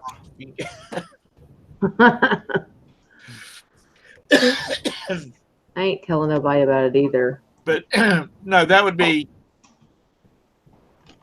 Well, I haven't found any big bucks. I found like $20 bills stuck down in jean pockets, and the pants have been washed, and they've washed the $20 bill, so it wasn't like they were hiding it. It just forgot about it. Yeah. And I've got a bucket full of change around here somewhere that I find in them. I've never found any money because my point is, if you can't afford, unless you're dead or in a coma in the hospital, and you got a bunch of money in the storage locker, then if you go to them and say, hey, I can pay my storage fee, I just need you to open up the door so I can get to it. I'm sure they're going to open up the damn door and let you, so you can get to it. Yeah, I do that. I'll sit and listen to TV or watch somebody's YouTube show, and I'll look through change. I'm still looking for that $5 million penny. The one they keep advertising in magazines and whatnot, or newspapers. Yeah, Brandon's looking for that one too. He makes me go buy him penny rolls at the bank. He tried. Bless his heart. He can find it. He's a little hustler now. I'm gonna have to say that for him. I gotta pay him. He's like, when are you gonna pay me my money? Because he sold a couple things while he was in Kentucky. Yeah, when are you gonna give me my? That he just harangues you. When are you gonna give me my money? You need to say, okay, you need to back off just dial it back just a little bit, because am I saying, when are you going to pay me for those 3 meals you had yesterday? Well, no, because I like to encourage, because I know that. What would be his drive to want to do it? So you have to. The reward is to make money and get money, so you have to give him that reward. Otherwise, won't get drive to do it. Yeah. And he's going to help when he gets to be a teenager. He's going to be helping people be employed, because he's going to be, doing stuff on eBay And he's not going to be standing behind the counter at the fast food place, saying, "Would you like that supersize?" Somebody else is going to have that job, and not him. Because it's like the kid that you mentioned that time where y'all were at a restaurant or something, Yeah. and he said, "Oh, my Amazon money hit my bank account." Yeah, why would a kid go work for minimum wage at a fast food place, or you got to do like shitty work, like clean the bathrooms or clean out the fryers? If you have the ability and the time to be able to just sell online, you're gonna make more money, and you And don't have somebody telling you what to do. and the desire to. Yeah. Because if you don't want to do it, you better go get your job someplace. No, and there's nothing wrong with a job. No, there's not. There's nothing wrong with it. But a kid, I guess I'd rather see him do that than like get paid $10 to go clean out some old lady's gutters or something. Yeah. Like when you're a kid, you had to do like just really shitty jobs to get any money. Yeah. And because you're a child, some people, not everybody, but sometimes people don't really think you're worth much, so they don't want to pay you a real great wage. Because you're a kid. If you got parents that will work with you, I'm sure that kid that's got the Amazon account, that's his parents' names is on it. Yeah. Because he's underage. But as long as you keep paying him his money, we won't see you on. Yeah. Well, your parents' name would have duty. to be like on a savings account, because when you're a minor, you have to have you can have a savings account, but your parents have to have one of your parents have to have their name on it. Yeah. And maybe it's the same way with like Amazon or whatever. Maybe so. Yeah, we don't want to see Brandon bringing the case against Tara on Judge Judy. Oh yeah, or it'd be like that kid from Home Alone where he had to sue his parents because they were keeping all his money. Oh yeah. Yeah, but that was big money. We're not talking about $15 eBay money. But that's pathetic. People just taking their kids' money like that. Yeah. Money corrupts. It does corrupt people. Yeah. Kathy is such a nice, sweet woman, but she gets $10 million in her bank account. I don't know if Marcella will be able to live with her. Because she will be corrupt, Ted. Yeah. That's why, I don't know. I don't understand how some of the parents do that to the kids, as far as like the movie star kids and stuff. But well, they start living a lifestyle, and you need that. When you want to live a big lifestyle, you're going to use big money to do it, and I think that's what happens. It's like, oh, my little sons, just made $2 million on this movie, but next thing you know, they got like this 8,000 square foot mansion, and they have to have hired, help to help take care of the house because it's so huge, and they start living the lifestyle, but it eats a lot of money. yeah, If you make $1 million and you spend $1.1 million, you're still going to be broke. Yeah, that's it too. I don't understand how they do it, but no, I'll be good. And then the kid gets to become 18, and they start looking back at where all their money's gone because now they're in control of it. And mom and dad have been, they've they're going to get cut out of the picture now. Not to defend the parents, but probably the kid doesn't think, oh yeah, when I was 17, I bought that Lamborghini. Oh, my parents took all my money, you know what I mean, or whatever else the kid they bought for the kid or whatever, Yeah, So. Range Rovers. Yeah, and like I see some of them showed some of these cars they buy for these kids that are like 13. It's like, why does he need that car? Yeah, like at these 16-year-old birthday parties. Obviously these people live in a way different world than me, and they'll be coming out with like this exotic sports car that they're getting for their 16th birthday party. I'm like, really? Anyway. Yeah. Back when was it Selena Gomez was young. She was driving like her mother. Her mother made her drive like a used Volkswagen convertible, and because I forgot what show we were watching, and they were talking about that, and they in an interview they cut out of another interview. She says, what kind of car do you drive? And she says it's like a '98 Volkswagen Cabriolet. That was my mother's or something of that sort. Trying to keep them grounded because Well, I'm sure it's hard to do that. 16-year-olds don't need $1 million car. 16-year-olds don't need, $100,000 car. Yeah. No matter how much money they've got, because sooner or later all that money's going to run out if you're not bringing money in. That's it too. And they forget to tell the kids that. And it's like they do these shows about lottery winners going broke. I guess I have a lot better grip on reality. I don't need 13 Ferraris. Well, I think sometimes too with the lottery winners is they don't take into account how much you're going to lose in luxury tax. Yeah. Mhm. And the other thing, and I assume when you win the lottery, you're going to have every Tom, Dick, and Harry family member or past friend that's going to come out, like, oh man, could you help me out? Or, hey, could you invest in my business or do this? I think you probably get hit. And not that they don't spend the money too, but you also probably get hit up a lot for a little Well, they do. pie.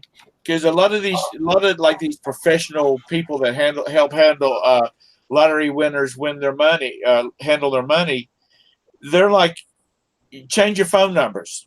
Yeah. You need to move. You need to just drop out. But in South Carolina, if you win a lottery in South Carolina, you can have someone hire an attorney to come in and claim it in your name, and everything's kept secret. Yeah. And North in Wisconsin, I think you actually have to come out, where they do the presentation and take your picture and everything like that. Well, I like the guy that one that wore that big old head. Did y'all see that one where they had to show that he had to take the picture and stuff? Yeah. And one of those big old cartoon heads. I was like, hell yeah, that's what I do. Yeah, it didn't say you had to show your face. It just said you had to take a picture. Yeah. The guy that or the person that won the $1.5 billion. In South Carolina, they had an attorney out of New York come down and collect it for them. The week before, their time was running out. Yeah. But so nobody knows who won. The people here that won that what they shared with 4 people, that biggest prize that they had on the Powerball in Dyersburg, they ended up getting sued by a whole bunch of people. I was like, what in the world? But yeah, I mean, people come out of the woodworks. Yeah. It's like, I'm hiding. You ain't getting nothing. Yeah, like if Tom wins the lottery, his favorite niece, Tara Carey's going to drive down to South Carolina with her hand out. I know, right? You'll be the first one there. Yeah. I know you love me, Tom. You know you want to give me some of that money. Mm-hmm. I just need a little bit. Wait, what? No, here it is. Tom's giving money? $10 a hug. Yeah, Todd. Tom's giving out money now. I wish I could. But it's like the guy from up in y'all's neck of the woods somewhere. He always had a cowboy hat on. When I say up, I'm talking about up north. He was like one of the largest single lottery winners, and he's broke now because he spent all of his money. He had like $400,000 in cash stolen out of a briefcase that was in the back seat of his car, and he was at a strip club. Oh boy! Well, first thing, when you go to the strip club, don't carry $400,000 cash with you. There's some seedy people hanging out there. Yeah. If I was as rich as he was, I'd had some poles put up in my living room, and I'd had the girls come to me. I mean, really. And I will tell you, if you're going to hang out with strippers, no offense to strippers, that's a good way for you to lose a lot of money, because that's what they're in the business to do. I mean, they know how to work your money out of your wallet. Yep. That's it. I think Roberta would frown on that personally. Yeah, But I'm sure if she came home, she'd be like, why is there a stripper pole in the living room and you and your 3 sons are sitting there with a bunch of strippers? I'm sure she would frown on You it. should kick your ass. I'm sure your kids would love it. you know what? Roberta would take my money. She would take my shit. I mean, that's just it. Tom, do you have dreams? Mr. Hux, do you have dreams? Yes, I do. Well, we want those too. Yep. Just all of them. Because my wife would not play around with it, I don't blame her. with me cheating, which I would never do something like that. Because to me, if you cheat on somebody, you don't get much lower than that. And if I just pissed off anybody, I'm sorry, but that's the way I believe. But you know, I just don't understand how the people with $300 million after taxes are now bankrupt. I don't know. I mean, that is mind-boggling.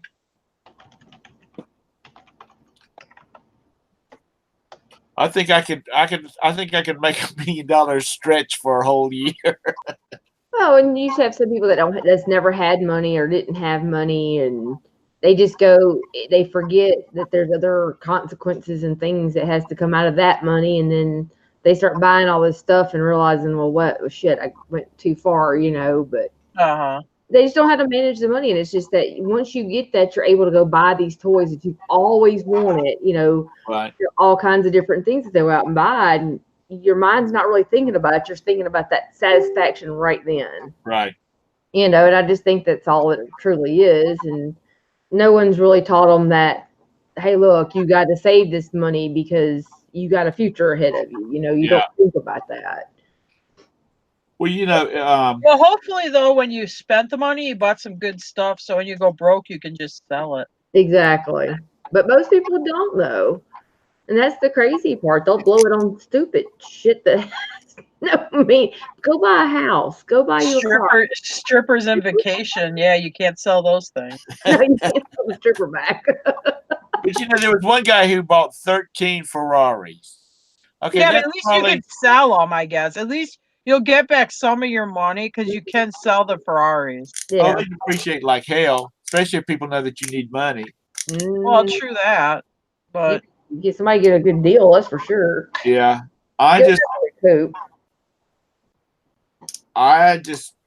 I'm just,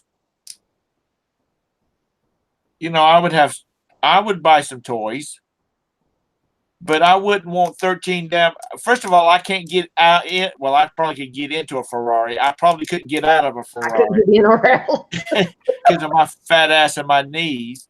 But it's just, I guess it's showing off. Yeah. Tara's going to go out and get the $12 million gold saddle. Oh yeah, right. Gold saddle. No, I pretty much have a lot. I have a lot of saddles right now, so I don't think I really need to go out and buy one. I don't need another one. Well, you don't have it. Do you have a solid gold one or a gold plated one? You need a solid gold. I got a silver trimmed Western Show saddle. See, there you go. But it's just, it's crazy what these people, how they become busted. And then you see these people that only after taxes has got like $5 million, and they have a nice home, they have nice vehicles, and they're, usually they're more like the husband likes to hunt and that type of stuff, so it's more of a normal type of person, and they're doing just fine off of $5 million, and these people win $350 million, they're broke. Yeah. They don't manage, and that's the sad part. But I mean, I would buy just a few things, but I wouldn't as far as like go out and go stupid. I would put a lot of it back for college for my grandkids and stuff for later on in life. That's just how you have to think about it. Right. Oh, hey, NASCAR man, I didn't see you come in. So you're doing a show at 2 p.m.? Fish and Pickens said if he had won the lotto, he'd buy the neighbors out and blow up their houses. I think a lot of people might do that. There's this humongous piece of property in North Carolina for sale. I mean, it's like 20,000 acres contiguous. It's for like $85 million.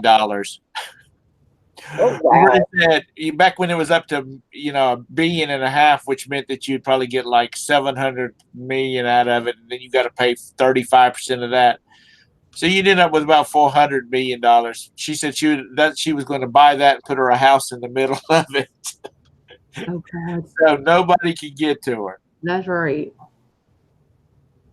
Hell, that with that much land, Kathy and Marcel could have a house out there, and That's right. Jim and Tara could have a house out there because then Tara could ride for days and never ride the same trail again. See, I don't want to invest in a business, like take my business and make it bigger, and then that way it'd be something to hand down. Hopefully, the grandkids would want to take over or something like that. Honestly, if I won like $300 million, I'd probably still sell online. Yeah, I I would. really do enjoy doing it. Yeah. Well, especially if you bought your ticket in a state where you could hide the money. Yeah. Okay, don't go out and buy a damn Rolls Royce. Go out and buy you a nice vehicle. I'm keeping my Jeep. Well, what I'm saying is, you just and keep doing what you're doing, like your reselling business. And people say, "Man, your reselling business must be doing good." Yeah, it's doing real good. Slowly, upgrade. Not go out and buy the 50,000 square foot mansion and the Rolls and the Ferrari and all that kind of stuff, because they'll know. They'll put two and two together and say that sucker won that lottery. Mm-hmm. But but yeah, having a business, especially like this, where you can upscale it if you want to. Kathy can drive up in her Jeep with her with two guys coming up in a big truck behind her in storage units. She can just start buying everything up and then just have them loaded up on the truck with Marcel. Right. I might do that rather have $1 million or not. I'm getting so freaking old. I can't do it myself no more. Back to Storage Wars, the young couple, Brandy and whatever his name was, they must have been doing pretty good, because they didn't load up crap themselves. They had a big box truck and a few boys come and load that stuff up. The show kind of makes you think that they're on their last nickel all the time. And closing both down their stores, didn't they? Didn't both of their stores? I know they shut down the one, but because that German, that Renee, he has a YouTube channel, and sometimes people ask him questions, and they're like, I don't really know what he's doing. He was like doing other stuff. He wasn't even like running his thrift store or whatever. I think they're done. Yeah. Which actually is kind of an interesting channel. Not that he needs to be pitched. He's got a huge amount of subs. But yeah, that Renee from Storage Wars, he does on YouTube. He's the one that had the blonde-haired wife.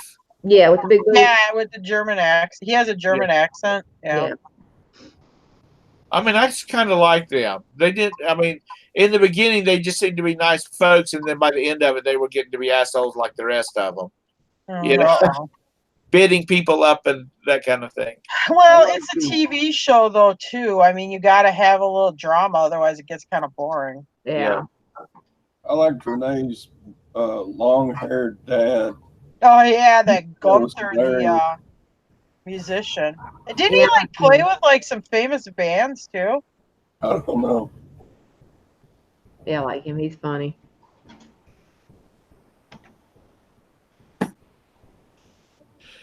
Marcella watches YouTube shows sometimes too. I hardly ever watch TV. I mostly watch YouTube right now. When I'll be sitting at my desk, doing listings, and I'll have it playing on the other computer. Yeah, that's how we do. We don't even watch regular TV. Oh, we don't have cable anymore. We got rid of it. You know what's sad though, is that most of that drama on TV is fake. But you can get on a good YouTube channel where there's some drama going there. And that shit's real. Okay? Real stupid, yeah. I mean, seriously.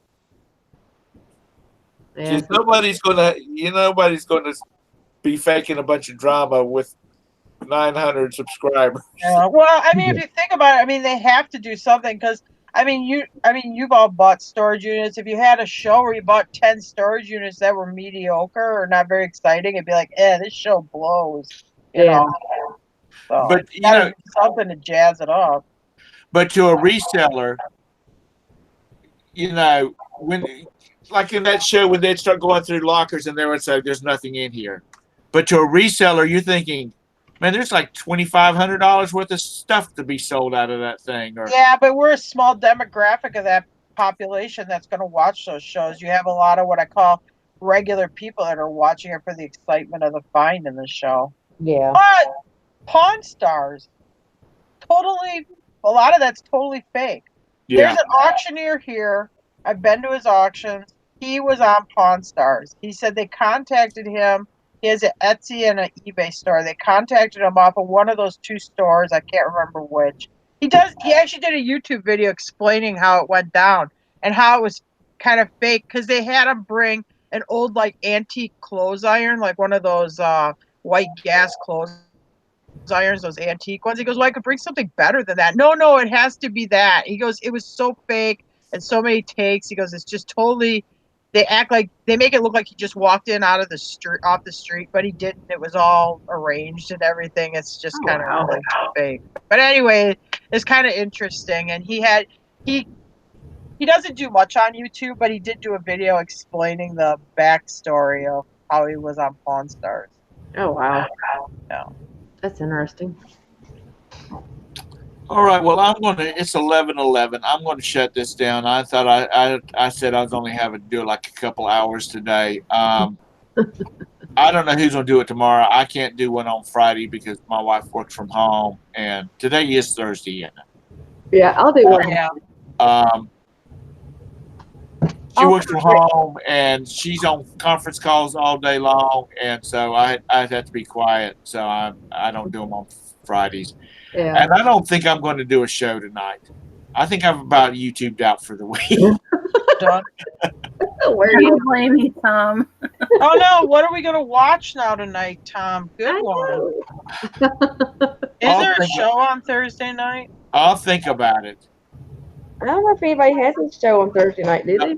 Well, no. I had Thursday night slot. Oh, okay. It's all right. But I'm going to tell you what, guys. Everybody needs to make sure that they give Valerie all the support that they can on this stuff. For her to do this every day and on Wednesdays and Sundays, do like all day shows, Mm-hmm. you don't get squat done, especially if you try to watch the chat to see what's been going on so you can talk with your people and whatnot. And I mean, I enjoy it. It's a lot of fun, but you just don't get anything else done. No. Or at least I don't. And is Bridget mad at us or something? Nothing. She's just been really busy here lately. I think she's probably working it. Yeah. Because she was gone like a week and a half or didn't get anything done, and I know Yeah. she's behind on that. Yeah, she likes to stay caught up on her stuff, so. Yeah. But yeah, I'll do the show tomorrow, Tom. We ain't gotta worry about it. Okay. All righty. And I guess I'll be In the chat. yeah, and on Monday, if Sally's not off, I'll do it start all over again. How long is Valerie gone? A month. A month. Oh wow, whole month. Yeah. So I'll get my watch hours in, hopefully. I'm gonna turn you on in the bedroom. That way I can watch you in there. Hey. Okay. Oh boy. Careful how you word that, Kat. That's right. I did that right. NASCAR Man's doing a show at 2 o'clock, 2 p.m. today. Eastern. All right. So y'all tune him in. And I don't know if anybody else is having anything. But anyway, I hope you've enjoyed today. I hope y'all have enjoyed this week. If there's anybody on the panel that you aren't subscribed to, please subscribe to them. And if you wouldn't mind, how about a thumbs up on the way out the door? Yeah. I don't think I gave you one yet. There, I I was gave you told one. by somebody that that I subscribed to, and they in turn did the same. They actually watched about couple, 2 or 3 of my videos, and they're like, you don't ask for thumbs up, and I'm thinking, well, I never think about it. Yeah, I'll never. Are you supposed to? Well, I guess you're supposed to ask, just remind people to give you a thumbs up. I don't know. I just don't think about it, and I guess it's just not that important to me. I said, I figure if you want to do it, you'll do it. If you don't, oh well. Yeah. So I'm throwing that out there. Give me a thumbs up if you feel like I deserve one. I'm mad you're going to get to 1,000 subs before me.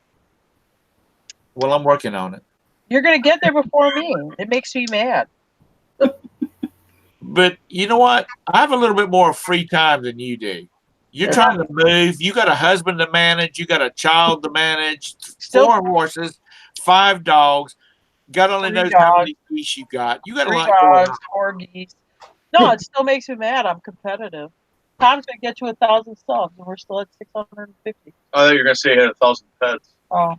1,000 pets. Animal hoarder. Tom the cat man. Cat hoarder. I've got 2 in the house and 1 outside. Have you ever? Before I'll just say this one quick thing. Have you ever watched Grey Gardens, Tom, the original documentary about those people in Long Island? They're in New York. I think it's in Long Island. Is it Long Island? But like the Gold Coast. Oh no, it was. Yeah, you're right. They're up Martha's Vineyard. Martha's Vineyard, yeah. And they have this mansion. Kennedy's. Yeah, she's related to the Onassis. I've heard about it. I've never watched it. Well, it's a Bouvier. It's her main name. Sorry. Bouviers. Yeah. You need to watch that. That's your homework. You'll like it. She also has 10,000 cats too. I don't have 10,000 cats. She's got wild raccoons living in the house. Yeah, she's got this She part. feeds them bread. She's feeding them bread, and all these raccoons or cats are eating this bread in the upstairs of her house. And she's like, well, I don't mind living here with Mom, I mean, but it gets boring. I don't like hanging out with cats and raccoons all the time. Yeah, and they got you can see sky. When you go to the upper level of this mansion, there's now, from not shingling it, it's got holes in the roof, and you can actually see daylight. I mean, that's where the raccoons are coming in and out, is these holes in the roof. There's mold going down the walls and stuff. I mean, it was uninhabitable. You should watch it. Then they remade it with Drew Barrymore, but actually the original documentary is better. It's really good. And it's a bed and breakfast now, so you can go and stay there. And they fixed it all up. Love you. I already smell the coon poop. I got rid of all the raccoon piss. Don't worry. I will check it out. But Mike, the crazy card, and all of his infinite wisdom, he says, now you're thinking, Tom, women in bikinis cleaning out storage lockers. Only Mike. Oh, my God. Yeah. Oh, my God. Mike. What is that on? Oh, my God. Where do I see that? I'm signing up now. I swear I wish I knew about 4 lingerie storage locker. And you have to have the camera angles just right. Yeah, but to be fair, I mean, you don't want to be sexist. You're going to have some guys with banana hammocks also. That would be creepy. Todd, they're directing these girls in bikinis while they're digging through his storage Todd unit. Could be in it. Todd could be the guy in the banana. No, I'm going to just be back to correcting. Now, Mike's going to want his 20% for his for the idea fees. Yeah. No, he should be in it too. He needs to go start shopping for Mankini. I'm going to tell you what, those things are so gross. Oh, the ladies love it. Hey, and listen, I know there's a lot of goodness right here, but that's exposing too much goodness to the world. Lord help us. But I'm gonna work on that, Mike. I'm going to put together a team to see if they can bring that to fruition. Oh boy. And that's on the show. Put your sons on it. Put your sons on it. They know a bunch of 20-year-old girls you can put in bikinis and unload storage units for you. Yeah. We're selling a Hooters calendar. We're selling 2 Hooters calendars. I got a message last night from this woman, says, "Would you sell me just one? Because I'm in it." And she included her picture. Oh boy. I said no. How about did you say, can I send it to you and let you autograph it and send it back to me? I got one where a bunch of people I think she already signed autographed it. I think she actually autographed it too. Oh, really? Yeah, I got one of them is signed by a bunch of girls. Oh. I don't know if they're the girls in the picture. Well, she claims that she sent a picture. It's kind of, the picture she sends a little fuzzy, but. Oh boy. Like fuzzy like a lot of hair or fuzzy out of focus? No, fuzzy like out of focus, Oh, okay. like grainy. Okay. Just checking. Yeah, if you're texting me pictures, I want them clear. I want HD. I don't want grainy. Oh boy. Big. And for all of the viewers, the female viewers, I am not a sexist. My wife will not let me be. And if y'all want to buy some Hooters calendars, go to my eBay store. Yeah.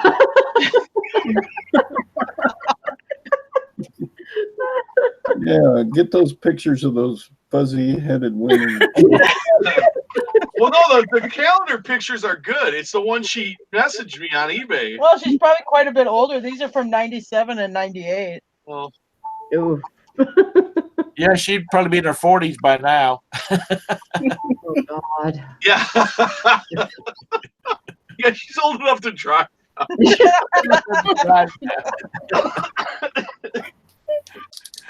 Lord have mercy. You people are not right. Thank y'all for joining in. I'll see y'all next week. Have a great weekend. Make some money. Go buy some good stuff to sell. And have a great day. Bye. Bye.